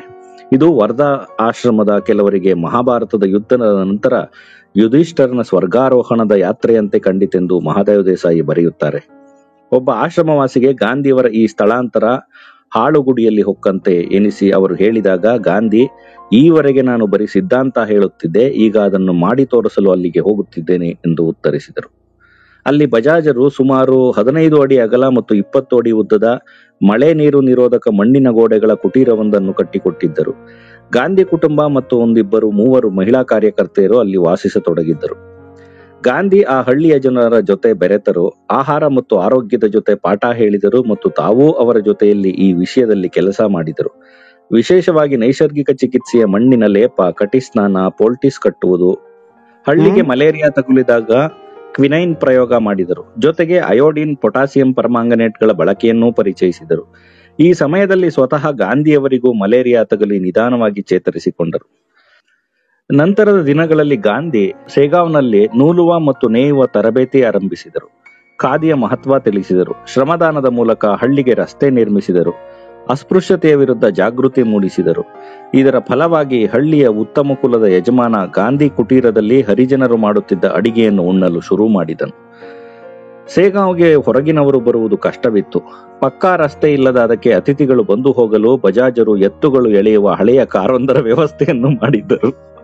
ಮಳೆಗಾಲದಲ್ಲಿ ಎತ್ತಿನ ಗಾಡಿಯಲ್ಲೇ ಹೋಗಿ ಬರಬೇಕಿತ್ತು. ಗಾಂಧಿಯವರನ್ನು ಭೇಟಿ ಮಾಡಲು ಬಂದ ನೆಹರು, ಪಟೇಲ್, ಅಬ್ದುಲ್ ಗಫಾರ್ ಖಾನ್, ಆಂಡ್ರೂಸ್ ಸೇರಿದಂತೆ ದೇಶ ವಿದೇಶಗಳ ಗಣ್ಯ ಅತಿಥಿಗಳೆಲ್ಲ ಇದೇ ಸಾರಿಗೆಯನ್ನು ಬಳಸಿ ಆ ಮಣ್ಣಿನ ಕುಟೀರದಲ್ಲೇ ಇದ್ದು ಹೋದರು. ಈ ಹಳ್ಳಿಯೇ ಮುಂದೆ ಬೆಳೆದು ಸೇವಾಗ್ರಾಮವೆಂದು ಹೆಸರಾಯಿತು. ಹೊಸ ರೂಪ ಪಡೆದ ಪ್ರಯೋಗ. ಸಾಮಾನ್ಯವಾಗಿ ತಮ್ಮ ಕುಟೀರದ ಹೊರಗೆ ಮಲಗುತ್ತಿದ್ದ ಗಾಂಧಿಯವರಿಗೆ 1937ರಲ್ಲಿ ಅನಾರೋಗ್ಯ ಉಂಟಾದಾಗ ವೈದ್ಯರ ಸಲಹೆಯ ಮೇರೆಗೆ ಅವರು ಕುಟೀರದ ಒಳಗೆ ಕೋಣೆಯೊಂದರಲ್ಲಿ ಮಲಗುತ್ತಿದ್ದರು. ಅವರೊಂದಿಗೆ 2-3 ಮಹಿಳೆಯರು ಅಲ್ಲಿ ಮಲಗುತ್ತಿದ್ದರು. ಗಾಂಧಿ ಆಗಾಗ್ಗೆ ಮೈನಡುಕ ಬಾಧಿಸುತ್ತಿತ್ತು. ಅವರ ಜೀವನದ ಈ ಘಟ್ಟದಲ್ಲಿ ಅದು ಹೆಚ್ಚಾಗಿತ್ತು. ಚಳಿಗಾಲದಲ್ಲಿ ಅದು ವಿಪರೀತವಾಗುತ್ತಿತ್ತು. ಆಗ ಅವರಿಗೆ ಯಾವ ಹೊದಿಕೆಯೂ ಸಾಲದೆ ಅವರ ಕೋಣೆಯಲ್ಲಿ ಮಲಗುತ್ತಿದ್ದ ಮಹಿಳೆಯರು ಅವರನ್ನು ಒತ್ತಿಕೊಂಡು ಅಪ್ಪಿ ಮಲಗಬೇಕಿತ್ತು. ಆಗ ಅವರ ನಡುಕ ನಿಲ್ಲುತ್ತಿತ್ತು. ಇದು ಕಸ್ತೂರ್ಬಾ ಅವರಿಗೆ ಗೊತ್ತಿಲ್ಲದ ಸಂಗತಿಯೇನೂ ಆಗಿರಲಿಲ್ಲ ಮತ್ತು ಅದಕ್ಕೆ ಅವರ ಆಕ್ಷೇಪಣೆಯೂ ಇರಲಿಲ್ಲ. ಏಕೆಂದರೆ ಆ ಸಮಯದಲ್ಲಿ ಅವರು ಇನ್ನೊಂದು ಚಿಕ್ಕ ಕೋಣೆಯಲ್ಲಿ ಮೊಮ್ಮಗ ಹರಿಲಾಲನ ಮಗ ಕಾಂತಿಯೊಂದಿಗೆ ಮಲಗಿರುತ್ತಿದ್ದರು. ಗಾಂಧಿ ಆಗ ಹೆಚ್ಚಿನ ಬಾರಿ ನಡುಕಗಳಿಗೆ ಒಳಗಾಗಲು ಅವರ ಮನಸ್ಸಿನಲ್ಲಿದ್ದ ಸುಪ್ತ ನೋವುಗಳೇ ಕಾರಣವಿರಬಹುದೆಂದು ರಾಜಮೋಹನ್ ಗಾಂಧಿ ಬರೆಯುತ್ತಾರೆ. ಅಸಹಕಾರ ಸತ್ಯಾಗ್ರಹವನ್ನು ಸ್ಥಗಿತಗೊಳಿಸಬೇಕಾಗಿ ಬಂದ ಪರಿಸ್ಥಿತಿ, ಅಂಬೇಡ್ಕರ್ರ ಸವಾಲು, ಹರಿಲಾಲನ ರಗಳೆಗಳಲ್ಲದೆ ಈಗ ಮಹಾದೇವ ದೇಸಾಯಿ ತಮ್ಮನ್ನು ಬಿಟ್ಟು ಹೋಗುವ ಮಾತನಾಡುತ್ತಿದ್ದುದು ಅವರ ಧೃತಿಗೆಡಿಸಿತ್ತು. ಜೊತೆಗೆ ತಮ್ಮ ಜೀವನದ ಆತ್ಯಂತಿಕ ಸೋಲು ಗೆಲುವುಗಳನ್ನು ನಿರ್ಧರಿಸಲಿದ್ದ ಅಧಿಕಾರ ವರ್ಗಾವಣೆಯ ವಿಷಯದಲ್ಲಿ ಬ್ರಿಟಿಷರೊಂದಿಗೆ ಸಂಧಾನ ನಡೆಸುವಲ್ಲಿ ತಮ್ಮ ಕೈ ಬಲಪಡಿಸಬಹುದಾದ ಹಿಂದೂ ಮುಸ್ಲಿಂ ಏಕತೆಗಾಗಿ ಜಿನ್ನಾ ಜೊತೆಗೆ ನಿಗದಿಯಾಗಿದ್ದ ಮಾತುಕತೆಯ ಯಶಸ್ಸಿನ ಬಗ್ಗೆ ಆತಂಕ ಅವರ ಮನಸ್ಸನ್ನು ಕಾಡುತ್ತಿದ್ದ ದಿನಗಳವು. ಅದೇನೇ ಇರಲಿ, ಇಂತಹ ಒಂದು ನಡುಕದ ರಾತ್ರಿ, ಅದು ಚಳಿಗಾಲವೇನೂ ಅಲ್ಲದ 1938ರ ಏಪ್ರಿಲ್ 7ರಂದು ಅವರಿಗೆ ಇದ್ದಕ್ಕಿದ್ದಂತೆ ವೀರ್ಯಸ್ಖಲನವಾಯಿತು. ಗಾಬರಿ ನಾಚಿಕೆಗಳಿಂದ ಎದ್ದ ಅವರು ತಾವು ಪರೀಕ್ಷೆಯಲ್ಲಿ ಸೋಲುತ್ತಿರುವುದು ಅರಿವಾಗಿ ಆಘಾತಗೊಂಡರು. ಅವರು ಅಂದು ಮುಂಜಾವಿನ ಪ್ರಾರ್ಥನಾ ಸಭೆಯ ನಂತರ ತಮ್ಮೊಂದಿಗೆ ಮಲಗಿದ್ದ ಈ 2 ಮಹಿಳೆಯರಿಗೆ ಈ ಪ್ರಯೋಗ ಇನ್ನು ಸಾಕು ಎಂದರು. ಆದರೆ ಆ ಮಹಿಳೆಯರು ಸುಶೀಲಾ ನಾಯರ್ ಮತ್ತು ಪ್ರಭಾವತಿ. ಇದು ಕೆಟ್ಟ ಸಂಬಂಧದ ಪಾವಿತ್ರ್ಯಕ್ಕೆ ಕಳಂಕ ಹಚ್ಚಬಹುದಾದ ನಿರ್ಧಾರ ಎಂದರು. ಇದರಿಂದ ಮನೋಚಿಕಿತ್ಸೆಯೋ ಅಥವಾ ಮಾನಸಿಕ ತರಬೇತಿಯೋ ಆಗಿದ್ದ ಈ ಪ್ರಯೋಗ ಮತ್ತೆ ಮುಂದುವರಿಯಿತು. ಆದರೆ ಮತ್ತೆ ಏಪ್ರಿಲ್ 14ರಂದು ಇದು ಪುನರಾವರ್ತನೆ ಆಯಿತು. ಇದನ್ನು ಮೀರಾಬೇನ್ಗೆ ಹೇಳಿಕೊಂಡ ಗಾಂಧಿ ಅದನ್ನು ತನ್ನ ಕಲ್ಪಿತ ಸ್ವರ್ಗದಿಂದ ನನ್ನ ಕೊಳಕುತನಕ್ಕಾಗಿ ನರಕಕ್ಕೆ ನೂಕಿದಂತಹ ಅನುಭವ ಎಂದು ವರ್ಣಿಸಿದರು. ಆದರೆ ತಾವು ಈ ಪತನದಿಂದ ಮೇಲೆ ಏಳುವ ತಮ್ಮ ಸಂಕಲ್ಪವನ್ನು ಹೇಳದೇ ಇರಲಿಲ್ಲ. ಆದರೆ ಈ ಘಟನಾವಳಿ ರಾಮಚಂದ್ರ ಗುಹಾ ಅವರ ಗಾಂಧಿ ಪುಸ್ತಕದಲ್ಲಿ ಬೇರೊಂದು ರೂಪದಲ್ಲಿ ನಿರೂಪಿತವಾಗಿದೆ. ಇದರಲ್ಲಿ ನಡುಕ ಅಥವಾ ಮಹಿಳೆಯರ ಪ್ರಸ್ತಾಪವಿಲ್ಲ. ಹಾಗೆ ಏಪ್ರಿಲ್ 14ರ ಘಟನೆಯಲ್ಲಿ ಗಾಂಧಿ ಮೀರಾಬೇನ್ ಅವರೊಂದಿಗೆ ಚರ್ಚಿಸಿದರೆಂದು ರಾಜಮೋಹನ್ ಬರೆದರೆ, ಗುಹಾ ಅಮೃತ್ ಕೌರ್ ಅವರೊಂದಿಗೆ ಚರ್ಚಿಸಿದರು ಎಂದು ಬರೆಯುತ್ತಾರೆ. ಹಾಗೆ ಈ ಸಂಗತಿಗಳನ್ನೆಲ್ಲ ಸೂಕ್ಷ್ಮವಾಗಿ ಆದರೂ ಹರಿಜನ್ ಮೂಲಕ ಸಾರ್ವಜನಿಕರಿಗೆ ನಿವೇದಿಸಬೇಕೆಂದಿದ್ದ ಗಾಂಧಿಯವರನ್ನು ರಾಜಾಜಿಯವರು ತಡೆದರು ಎಂದು ಗುಹಾ ಹೇಳಿದರೆ, ರಾಜಮೋಹನ್ ಅವರ ಪುಸ್ತಕದಲ್ಲಿ ಈ ಪ್ರಸ್ತಾಪವೇ ಇಲ್ಲ. ಆದರೆ ರಾಜಮೋಹನ್ ಅವರು ಗಾಂಧಿ ಸಮಗ್ರ ಸಾಹಿತ್ಯ ಸಂಪುಟಗಳ ಅಪರಿಷ್ಕೃತ ಆವೃತ್ತಿಯನ್ನು ಭಾಗಗಳನ್ನು ಉಲ್ಲೇಖಿಸಿ ಈ ಘಟನೆಯನ್ನು ನಿರೂಪಿಸಿರುವುದರಿಂದ ಅವನ್ನೇ ಹೆಚ್ಚು ವಿಶ್ವಸನೀಯ ಎಂದು ದಾಖಲಿಸಬಹುದು. ಆದರೆ ಘಟನಾವಳಿಗಳ ವಿವರದಲ್ಲಿ ಗೊಂದಲ ಇದೆ ಎಂಬುದು ನಿಜ. ಈ ಗೊಂದಲವನ್ನು ಪರಿಹರಿಸಿಕೊಳ್ಳಲು ತೆಂಡೂಲ್ಕರ್ ಅವರ ಮಹಾತ್ಮಾದ ಸಂಪುಟಗಳು ಮತ್ತು ನಾರಾಯಣ್ ದೇಸಾಯಿ ಅವರ my life is my message ಸಂಪುಟಗಳನ್ನು ತೆಗೆದು ನೋಡಿದರೆ ಅವುಗಳಲ್ಲಿ ಈ ಪ್ರಯೋಗಗಳ ಪ್ರಸ್ತಾಪವೇ ಇಲ್ಲ. ಲೂಯಿ ಫಿಶರ್ ಅವರ the life of Mahatma Gandhi ಕೃತಿಯಲ್ಲೂ ಇದರ ಸುದ್ದಿ ಇಲ್ಲ. ತೆಂಡೂಲ್ಕರ್ ಅವರ 4ನೇ ಸಂಪುಟದಲ್ಲಿ ಈ ಅವಧಿಯಲ್ಲಿ ತಮ್ಮನ್ನು ಭೇಟಿ ಮಾಡಿದ್ದ ಜನನ ನಿಯಂತ್ರಣ ಆಂದೋಲನದ ಮುಖಂಡರಾದ ಮಾರ್ಗರೆಟ್ ಸ್ಯಾಂಗರ್ ಅವರೊಂದಿಗೆ ಗಂಡು ಹೆಣ್ಣಿನ ಲೈಂಗಿಕ ಸಂಬಂಧದ ಬಗ್ಗೆ ಮಾತನಾಡುವಾಗ ಗಾಂಧಿ ತಮ್ಮ ಖಾಸಗಿ ಅನುಭವಗಳನ್ನು ಉಲ್ಲೇಖಿಸಿದರು ಎಂದು ಮಾತ್ರ ಪ್ರಸ್ತಾಪವಿದೆ, ವಿವರಗಳಿಲ್ಲ. ದೇಹ ಮನಸ್ಸುಗಳ ಸಂಬಂಧದ ಸೂಕ್ಷ್ಮಗಳು. ರಾಜ್ಮೋಹನ್ ಅವರ ನಿರೂಪಣೆಯ ಪ್ರಕಾರ ಗಾಂಧಿ ಲೈಂಗಿಕತೆಯ ಕುರಿತ ತಮ್ಮ ಪ್ರಯೋಗದಲ್ಲಿ ತಮ್ಮ ಬ್ರಹ್ಮಚರ್ಯ ವ್ರತದ ಸೋಲು ಸಾಬೀತಾಗಿದೆ ಎಂದು ಕಂಡುಕೊಂಡರಲ್ಲದೆ ಅದರ ಬಗ್ಗೆ ವಿಫಲರಾದರೂ ಕೂಡ. ಗಾಂಧಿಯವರ ಪ್ರಕಾರ ಹಿಂಸೆಯ ಬೇರುಗಳು ಲೈಂಗಿಕತೆಯಲ್ಲಿದ್ದು ಬ್ರಹ್ಮಚರ್ಯದ ಪರಿಪೂರ್ಣತೆಯನ್ನು ಅಹಿಂಸೆಯನ್ನು ಸಾಧಿಸಬಹುದಾಗಿತ್ತು. ಆದರೆ ಈ ಪರೀಕ್ಷೆಯಲ್ಲಿ ಕಂಡುಕೊಂಡಂತೆ ಅವರ ಬ್ರಹ್ಮಚರ್ಯ ವೃತ ಪಾಲನೆ ಪರಿಪೂರ್ಣವಾಗಿರಲಿಲ್ಲ. ಲೈಂಗಿಕತೆಯ ಪಸೆ ಎಲ್ಲೋ ಅಪ್ರಜ್ಞಾಪೂರ್ವಕವಾಗಿ ಅವರ ಮನಸ್ಸಿನಲ್ಲಿ ಉಳಿದು ಹೋಗಿತ್ತು. ಗಾಂಧಿ ಇದನ್ನು ಈ ಪ್ರಯೋಗದಲ್ಲಿ ಭಾಗಿಯಾದ ಮಹಿಳೆಯರೂ ಸೇರಿದಂತೆ ಖಾಸಗಿಯಾಗಿ ಆಶ್ರಮದ ತಮ್ಮ ಆಪ್ತರೊಂದಿಗೆ ಚರ್ಚಿಸಿದರು. ತಮ್ಮ ಸೋಲನ್ನು ನಿರ್ಬಿಡೆಯಿಂದ ಹೇಳಿಕೊಂಡರು. ಇದು ತಮ್ಮ ಪತನವೆಂದು ತಾವೇ ಒದ್ದಾಡಿಕೊಂಡರು. ಈ ಪ್ರಯೋಗದಲ್ಲಿ ಯಾರಿಗಾದರೂ ನೋವಾಗುವಂತೆ ತಾವು ವರ್ತಿಸಿದ್ದರೆ ಅದನ್ನು ಬಹಿರಂಗವಾಗಿ ಹೇಳಿಕೊಳ್ಳುವಂತೆಯೂ ಅವರು ಹೇಳಿದರು. ಗಾಂಧಿಯ ವಿಹ್ವಲತೆಗೆ ಕಾರಣವಿತ್ತು. ಅವರು ಊಟ ಬಡಿಸುವ, ಮೈಗೆ ಎಣ್ಣೆ ತಿಕ್ಕುವ, ಸ್ನಾನಕ್ಕೆ ನೆರವಾಗುವ. ಗಾಂಧಿ ಎಲ್ಲರ ಮುಂದೆ ಬೆತ್ತಲೆ ಸ್ನಾನ ಮಾಡುತ್ತಿದ್ದರು ಎಂದು ಹೇಳಲಾಗುತ್ತದೆ. ಸ್ನಾನಕ್ಕೆ ನೆರವಾಗುವ, ವಾಯುವಿಹಾರದ ಸಮಯದಲ್ಲಿ ಹೆಗಲು ಕೊಡುವ ವಿಷಯದಲ್ಲಿ ಅವರು ತಮ್ಮ ಮಹಿಳಾ ಅನುಯಾಯಿಗಳ ಸೇವೆಯನ್ನು ಪಡೆಯುತ್ತಿದ್ದರು. ಈ ಹೆಣ್ಣು ಸ್ಪರ್ಶ ಅವರ ಜೀವನ ಶಕ್ತಿ ಮತ್ತು ಕಾಂತಿಯನ್ನು ಹೆಚ್ಚಿಸುತ್ತಿತ್ತೆಂದು ಅವರಿಗೆ ಅನ್ನಿಸಿತ್ತು. ಹಾಗಾಗಿ ಇತ್ತೀಚಿನ ಅತಿಪ್ರಯೋಗದಲ್ಲಿ ಕಂಡುಕೊಂಡ ಸೋಲಿನ ನಂತರ ಚರ್ಚೆಗಳಲ್ಲಿ ಅವರ ವಿಹ್ವಲತೆಯನ್ನು ಕಂಡೋ ಏನೋ ಅಮೃತ್ ಕೌರ್ ಅವರು ಹೆಣ್ಣಿನ ದೈಹಿಕ ಸಾಮೀಪ್ಯತೆಯನ್ನು ತೊರೆಯುವಂತೆ ಸಲಹೆ ಮಾಡಿದರು. ಆದರೆ ಗಾಂಧಿ ಲೈಂಗಿಕತೆಯ ಪ್ರಯೋಗಗಳನ್ನು ತೊರೆಯಲು ನಿರ್ಧರಿಸಿದ್ದರೇ ಹೊರತು ಮಹಿಳೆಯರ ಇತರ ಸೇವೆಗಳನ್ನು ನಿರಾಕರಿಸುವುದು ಉಚಿತವಲ್ಲವೆಂದು ಭಾವಿಸಿದರು. ಇದರಿಂದ ಆ ಮಹಿಳೆಯರಿಗೂ ಸಂತೋಷವಾಯಿತು. ಏಕೆಂದರೆ ಈ ಮಹಿಳೆಯರ್ಯಾರೂ ಗಾಂಧಿಯನ್ನು ಲೈಂಗಿಕವಾಗಿ ಗಂಡು ಎಂದು ಭಾವಿಸಿ ಅವರ ಸೇವೆಯಲ್ಲಿ ತೊಡಗಿರಲಿಲ್ಲ.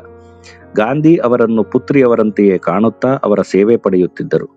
ಆದರೆ ಈ ಭಾವಿಸುವ ಮತ್ತು ಕಾಣುವ ಮಾನಸಿಕತೆಯ ಮರೆಯಲ್ಲಿ ನಡೆಯುವ ಮನೋದೈಹಿಕ ವೃತ್ತಿಗಳ ನಿಗೂಢತೆಯನ್ನು ಅರಿಯಲು ಗಾಂಧಿ ತಮ್ಮ ಬ್ರಹ್ಮಚರ್ಯ ವ್ರತವನ್ನು ಪರೀಕ್ಷೆಗೊಡ್ಡುವ ಮೂಲಕ ಮುಂದಾಗಿದ್ದರು ಎಂದು ತೋರುತ್ತದೆ. ಅದು ಮನುಷ್ಯನ ಪ್ರಜ್ಞಾಪೂರ್ವಕತೆ ಮತ್ತು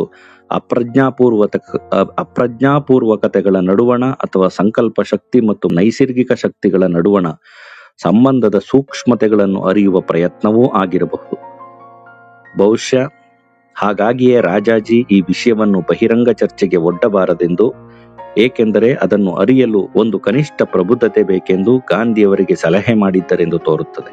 ಆದರೂ ಗಾಂಧಿ ಕಾಲದಲ್ಲೇ ಈ ಮುಂಚೆ ಪ್ರಸ್ತಾಪಿಸಿದಂತೆ ಮಾರ್ಗರೆಟ್ ಸ್ಯಾಂಗರ್ ಮತ್ತು ಮಾರ್ಟಿನ್ ಗ್ರೀನ್ ರಂಥ ಗಾಂಧಿಯವರ ಮಹಿಳಾ ಜೀವನ ಚರಿತ್ರಕಾರರು ಈ ವಿಷಯವನ್ನು ಚರ್ಚಿಸಿರುವುದು ನಾವು ಗಮನಿಸಬಹುದು. ಬಾಲ್ಯದಲ್ಲಿ ತಾಯಿಗೆ ಬಹು ನೆಚ್ಚಿನ ಮಗುವಾಗಿ ಮಗನಾಗಿ ಬೆಳೆದು ಇಂಗ್ಲೆಂಡಿನಲ್ಲಿದ್ದಾಗ ತಾಯಿಯನ್ನು ಕಳೆದುಕೊಂಡ ಮತ್ತು ಹೆಣ್ಣು ಮಕ್ಕಳಿಲ್ಲದ ಗಾಂಧಿಗೆ ಅವರು ಆಗಾಗ್ಗೆ ಒಳಗಾಗುತ್ತಿದ್ದ ಮಾನಸಿಕ ಕ್ಷೋಭೆಯ ಸಂದರ್ಭದಲ್ಲಿ ತಾಯಿಯ ಬೆಚ್ಚನೆಯ ಅಪ್ಪುಗೆ ನೆನಪು ಮತ್ತು ನಿರೀಕ್ಷೆಗಳ ಸುಪ್ತ ಅಭಿವ್ಯಕ್ತಿ ಹೀಗೆ ತಮ್ಮ ರೂಪುಗಳನ್ನು ಕಂಡುಕೊಳ್ಳುತ್ತಿರಬಹುದೆಂದು ರಾಜ್ಮೋಹನ್ ಭಾವಿಸುತ್ತಾರೆ. ಈ ದೃಷ್ಟಿಯಿಂದ ಎರಿಕ್ ಎರಿಕ್ಸನ್ ಅವರ ಗಾಂಧೀಸ್ ಟ್ರುತ್ಸ್ ಎಂಬ ಪುಸ್ತಕ ಅಧ್ಯಯನ ಯೋಗ್ಯವಾಗಿದೆ. ಈ ಸಂಬಂಧವಾಗಿ ಚರ್ಚಿಸಬಹುದಾದ ಕೊನೆಯ ಪ್ರಶ್ನೆ, ಗಾಂಧಿ ಇಂತಹ ಪ್ರಯೋಗಗಳಿಗೆ ತಮ್ಮನ್ನು ಒಡ್ಡಿಕೊಳ್ಳಬಲ್ಲಷ್ಟು ಸುಪುಷ್ಟ ದೇಹವನ್ನು ಹೊಂದಿದ್ದರೆ ಎಂಬುದು. ಸ್ಥೂಲ ಹೊರನೋಟಕ್ಕೆ ಅವರ ಅಗಲ ಕಿವಿಯ ದಪ್ಪ ತುಟಿಯ ಕುರೂಪಿ ಕಪ್ಪು ಮನುಷ್ಯನಾಗಿ ಕಾಣುತ್ತಿದ್ದರು. ಆದರೆ ಅವರ ಉಪಸ್ಥಿತಿಯನ್ನು ಆನಂದದಾಯಕ ಮಾಡುವ ಮಾಂತ್ರಿಕತೆ, ಹೊಳೆವ ಕಣ್ಣುಗಳನ್ನು ಹೊಂದಿದ್ದ ಅವರ ಭೌತಿಕ ದೇಹಕ್ಕೆ ಇತ್ತು ಎಂದು ಅವರನ್ನು ಭೇಟಿ ಮಾಡಿದವರು ಹೇಳುತ್ತಾರೆ. ಅವರು ಕೂರುವ ಭಂಗಿಯಲ್ಲೇ ತಮ್ಮ ಇಡೀ ಚೈತನ್ಯವನ್ನು ಹಿಡಿದಿಟ್ಟುಕೊಂಡಿರುವಂತೆ ಭಾಸವಾಗುತ್ತಿತ್ತು ಎಂದು ಇನ್ನು ಕೆಲವರು ಹೇಳಿದ್ದಾರೆ. ನೆಹರು ಪ್ರಕಾರ ಅವರು ಬಂದರೆ ಮಂದಮಾರುತ ಬೀಸಿದಂತಾಗುತ್ತಿತ್ತು. ಗರ್ಭಿಣಿ ಶ್ರೀಯಂತೆ ಯಾವಾಗಲೂ ಪುಷ್ಟಿದಾಯಕ ಆಹಾರವನ್ನು ಸೇವಿಸುತ್ತಾ, ದಿನವೂ ಮೈಲಿಗಟ್ಟಲೆ ನಡೆಯುತ್ತಾ, 100 ಸುತ್ತು ಚರಕ ತಿರುಗಿಸುತ್ತಾ ತಮ್ಮ ಕೈಕಾಲುಗಳನ್ನು ಹುರಿ ಮಾಡಿಟ್ಟುಕೊಳ್ಳುತ್ತಿದ್ದ ಗಾಂಧಿ ಅವರ ಅಭಿಮಾನಿಗಳಿಗೆ ಸುಂದರ ವ್ಯಕ್ತಿಯೇ ಆಗಿದ್ದರು. ಗಾಂಧಿ ತಮ್ಮ ಹೊಟ್ಟೆಯಲ್ಲಿ ಸ್ವರಾಜ್ಯದ ಶಿಶು ಬೆಳೆಯುತ್ತಿತ್ತು, ತಾವು ಗರ್ಭಿಣಿಯೇ ಹೋದೆಂದು ಹೇಳಿಕೊಳ್ಳುತ್ತಿದ್ದರು. ಆದಾಗ್ಯೂ ಮಹಿಳೆಯರ ಬಗ್ಗೆ ಗಾಂಧಿ ಪಡೆಯುತ್ತಿದ್ದ ಸೇವೆಗಳ ಬಗ್ಗೆ ಆಶ್ರಮದಲ್ಲಿ ಗುಸುಗುಸು ಆರಂಭವಾಗಿ ಅದು ಹಿಂದೂ ಮಹಾಸಭಾದ ಪರವಾಗಿದ್ದ ಒಂದು ಮರಾಠಿ ಪತ್ರಿಕೆ ಗಾಂಧಿ ಚಾರಿತ್ರ ಹನನ ಮಾಡಲು ಸಾಮಗ್ರಿ ಒದಗಿಸಿತು. ಅದರಲ್ಲಿ ಗಾಂಧಿಯವರ ಬ್ರಹ್ಮಚರ್ಯವನ್ನು ಡೋಂಗಿ ಎಂದು ಕರೆಯಲಾಗಿತ್ತಲ್ಲದೆ ಡಾಕ್ಟರ್ ಸುಶೀಲಾ ನಾಯರ್ ಅವರನ್ನು ಕುರಿತು ಕೀಳಾಗಿ ಬರೆಯಲಾಗಿತ್ತು. ಗಾಂಧಿ ಇದರಿಂದ ಬಹುನೊಂದರು. ನಮ್ಮ ಕಾರಣದಿಂದ ನೋವು ಅನುಭವಿಸುವಂತೆ ಆಗಿದ್ದಾಕಿ ನಾಯರ್ ಅವರ ಕ್ಷಮೆ ಕೇಳಿದರು. ಇದೆಲ್ಲವೂ ತಾವು ಅಸ್ಪೃಶ್ಯತೆಯ ನಿವಾರಣೆಗಾಗಿ ನಡೆಸುತ್ತಿರುವ ಪ್ರಯತ್ನಗಳ ಫಲ ಎಂದು ಹೇಳಿಕೆ ನೀಡಿದರು. ಈ ಇಡೀ ವಿದ್ಯಮಾನದ ಮೇಲೆ ಬೆಳಕು ಚೆಲ್ಲುವ ಮಹಾದೇವ್ ದೇಸಾಯಿಯವರ ಒಂದು ಮಾತಿನೊಂದಿಗೆ ಈ ಅಧ್ಯಾಯವನ್ನು ಮುಗಿಸಬಹುದು ಎಂದು ಕಾಣುತ್ತದೆ. ಗಾಂಧಿಯವರ ಜೀವನ ಚರಿತ್ರೆಕಾರ ಲೂಯಿ ಫಿಶರ್ ಗಾಂಧಿಯವರ ಬದುಕಿನ ಇಷ್ಟೊಂದು ತೀವ್ರತೆಗೆ ಏನು ಕಾರಣವಿರಬಹುದು ಎಂಬ ಪ್ರಶ್ನೆಗೆ ದೇಸಾಯಿಯವರು ಕೊಟ್ಟ ಉತ್ತರ, ಕಾಮ ಮತ್ತು ಕೋಪಗಳನ್ನು ಸೃಜನಶೀಲ ಶಕ್ತಿಗಳನ್ನಾಗಿ ಪರಿವರ್ತಿಸಲು ಅವರು ಮಾಡುತ್ತಿರುವ ಸತತ ಪ್ರಯತ್ನಗಳು. ಏನಪ್ಪ ದೇವರೇ ಬಲ್ಲ, ಇವೆಲ್ಲ ಮಾಡದೆ ಸುಮ್ಮನೆ ನೆಮ್ಮದಿಯಾಗಿ ಸ್ವತಂತ್ರ ಹೋರಾಟ ಮಾಡ್ಕೊಂಡು ಕೂತಿದ್ರೆ ಆಯ್ತಿರ್ಲಿಲ್ವೇ? ಅವರು ಒಂದು ಬದುಕನ್ನೇ ಒಂದು ಸಿಂಪಲ್ ಲಿವಿಂಗ್ ಬಗ್ಗೆ, ಒಂದು ನ್ಯಾಚುರಲ್ ಆಗಿರುವಂತ ಬದುಕಿನ ಬಗ್ಗೆ ಅಷ್ಟೆಲ್ಲ ಅಂದ್ರೆ ಅಷ್ಟು ಕನ್ಸ್ಟ್ರಕ್ಟಿವ್ ಆಗಿ ಯೋಚನೆ ಮಾಡಿದವರು. ಈ ಲೈಂಗಿಕತೆ ವಿಷಯಕ್ಕೆ ಯಾಕಿಷ್ಟು ಕಾಂಪ್ಲಿಕೇಟ್ ಆಗಿದ್ರು, ಯಾಕಿಷ್ಟೊಂದು ಅಲ್ಲೋಲ ಕಲ್ಲೋಲ ಆಯ್ತು ಅಂತ. ಅಷ್ಟೊಂದು ಮನುಷ್ಯ ಪ್ರೀತಿ ಇರೋರು. ಇದು ಲೈಂಗಿಕತೆ ನ್ಯಾಚುರಲ್ ಆಗಿ ಹೆಂಗಿರುತ್ತೋ ಹಂಗಿರುತ್ತೆ ಅಷ್ಟೇ. ಇಷ್ಟೆಲ್ಲ ಎಕ್ಸ್ಪೆರಿಮೆಂಟ್ ಮಾಡಿಕೊಂಡು, ಇಷ್ಟೆಲ್ಲ ಪ್ರಶ್ನೆಗಳು ಕೇಳಿಕೊಂಡು, ತನ್ನನ್ನು ತಾನು ಪನಿಷ್ ಮಾಡಿಕೊಂಡು, ಬೇರೆಯವ್ರನ್ನ ಪನಿಷ್ ಮಾಡಿ, ಅದಕ್ಕೆ ಸಾರಿ ಕೇಳಿ, ನಾನು ಗಿಲ್ಟ್ ಮಾಡಿಕೊಂಡು, ಏನೇನೆಲ್ಲ why had to go through all these things ಅಂತ. ಮೇಡಮ್, ಇದರಲ್ಲಿ ಒಂದು ಸೇರಿಸ್ಬೇಕಂತೀನಿ ನಾನು. ಯಾಕೆ ಇದು ಇಷ್ಟೊಂದು ಅವ್ರಿಗೆ ಕಾಂಪ್ಲಿಕೇಶನ್ಸ್ ಇತ್ತು ಇದರಲ್ಲಿ ಅಂದರೆ, ಆ ಥರ ಏನಾದರೂ ನೀವು ಕಟ್ಟುನಿಟ್ಟಿನ ಬ್ರಹ್ಮಚರ್ಯ ಪಾಲನೆ ಮಾಡಿ ಸಿದ್ಧಿಗಳನ್ನು ಸಾಧಿಸ್ಕೊಂಡು, ಈ ಕುಂಡಲಿನಿ ಜಾಗೃತಿ ಅಂತ ಬರ್ತದೆ, ಆ ಥರ ಎಲ್ಲ ಅವುಗಳ ಒಂದು ರೀತಿ ಉಲ್ಲೇಖ ಯಾವ ಥರ ಇದೆ ಅಂದರೆ, ನೀವು ಜಗತ್ತನ್ನೇ ಗೆಲ್ಲುವ ಮೃತ್ಯುಂಜಯನಾಗಬಹುದು, ಹುಟ್ಟು ಸಾವುಗಳನ್ನು ಮೀರಿ ಬೆಳಿಬಹುದು, ಈ ಥರ ಒಂದು ಸಾಧನೆಗಳಲ್ಲಿ ಎಲ್ಲ ಉಲ್ಲೇಖ ಇರ್ತದೆ. ಅವರಲ್ಲಿ ಒಂದು ಮನಸ್ಸಿನಲ್ಲಿ ಮುಂಚೆಯಿಂದ ಇರೋದ್ರಿಂದ ಆ ಥರ ಯಾವ್ದಾದ್ರು ಆಧ್ಯಾತ್ಮಿಕ ಪ್ರಯೋಗಕ್ಕೆ ಅವರು ಕಂಟಿನ್ಯೂಸ್ ಆಗಿ ಒಳಪಡ್ತಾ ಇದ್ರು ಅಂತ.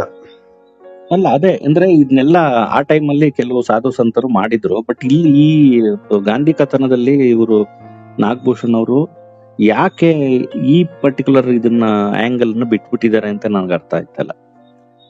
ಅವರು ಹಿಂದೂ ಧರ್ಮದ ಒಂದು ಯೋಗವನ್ನ, ರಾಜಯೋಗವನ್ನ ಮಾಡ್ತಾ ಇದ್ರಲ್ಲ,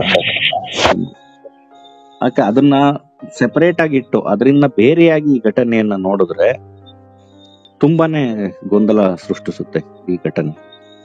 ಅದ್ರಲ್ಲಿ ಸರ್ ನಾನು ಅದನ್ನು ಕ್ಲಾರಿಫೈ ಮಾಡ್ತೀನಿ. ಇದರಲ್ಲಿ ಯಾವ ತರ ಇರ್ತದೆ ಅಂದ್ರೆ ಸರ್, ಒಂದು ಸತಿ ನೀವು ಏನಾದ್ರೂ ಅದನ್ನ ಜಯಿಸಿ ಬಿಟ್ರಿ ಅಂದ್ರೆ, ಮನಸ್ಸನ್ನ ನಿಗ್ರಹಕ್ಕೆ ತಗೊಳ್ಳೋದರ ನೀವು ಕಲ್ತು ಬಿಟ್ರಿ ಅಂದ್ರೆ ಇಡೀ ಜಗತ್ತನ್ನೇ ಗೆಲ್ಲಬಹುದು, ಹಾಗೆ ಹೀಗೆ ಅಂತ ಸಾಕಷ್ಟು ಉಲ್ಲೇಖಗಳಿರ್ತವೆ. ಅದರಿಂದ ಪ್ರಭಾವಿತರಾಗಿರ್ತಾರೆ, ಮತ್ತೆ ಜೀವಮಾನವಿಡೀ ಅದಕ್ಕೆ ಕಟ್ಟುಬದ್ಧರಾಗಿರ್ತಾರೆ. ಜೊತೆಗೆ ಇನ್ನೊಂದು ಯಾವ ತರ ಅಂದ್ರೆ ಸರ್, ಅದು ಬ್ರಹ್ಮಚರ್ಯ ಅನ್ನೋದು ಒಂದು ಭ್ರಮೆ. ಯಾಕಂದ್ರೆ ಈ ಹಸಿವು, ನಿದ್ರೆ, ನೀರಡಿಕೆ, ಬಾಯಾರಿಕೆ, ಬಳಲಿಕೆ, ಈ ಶರೀರದಲ್ಲಿ ನೀವು ಎಲ್ಲಿವರೆಗೂ ಆಹಾರವನ್ನು ಸೇವಿಸ್ತಾ ಇರ್ತೀರಲ್ಲ, ಅದರಿಂದ ಸ್ವಲ್ಪ ಪಾರ್ಟ್ ಅನ್ನೋದು ನಮ್ಮ ಮೂಳೆ, ಆಸ್ತಿ, ಮಜ್ಜೆ, ರಕ್ತ ಏನೇನು ತಯಾರಾಗುತ್ತೆ, ಇದೆಲ್ಲನೂ ತಯಾರಾಗೋದ್ರಿಂದ ನಮ್ಮಲ್ಲಿ ಸಹಜವಾಗಿನೇ ಉಳಿದ ಎಲ್ಲವೂ ನಡೆಯುತ್ತೆ. ಹಂಗಾಗಿ ಬಯಕೆಗಳು ಮೂಡೋದು ಸಹಜ. ಆತ 99ನೇ ವಯಸ್ಸಿನಲ್ಲಿ ಮೃತ್ಯುಶೈಯಲ್ಲಿ ಮಲಗಿದ್ರೂ ಸಹ ಆತನಲ್ಲಿ ರಕ್ತ, ಹಸಿವು, ಬಾಯಾರಿಕೆ ಎಲ್ಲವೂ ಇರೋದ್ರಿಂದ ಅದನ್ನ ಆತ ಜಯಿಸ್ಲಿಕ್ಕೆ ಯಾವತ್ತೂ ಸಾಧ್ಯ ಇಲ್ಲ. ಆ ಬಯಕೆಗಳು ಮೂಡುತ್ತವೆ, ಮತ್ತೆ ಮನುಷ್ಯನಿಗೆ ಒಂದು ಕ್ಷಣ ವಿಚಲಿತನಾಗೇ ಆಗ್ತಾನೆ. ಅವರು ಧಾರ್ಮಿಕವಾಗೂ ಇದ್ದಿದ್ರಿಂದ ಅವರು ಈ ಬ್ರಹ್ಮಚರ್ಯನೆಲ್ಲ ಬಹಳ ಸೀರಿಯಸ್ ಆಗಿ ತಗೊಂಡ್ಬಿಟ್ರು. ಅದಕ್ಕೆ ಆ ಎಕ್ಸ್ಪೆರಿಮೆಂಟ್ ಎಲ್ಲ ಮಾಡಿದ್ರೇನು.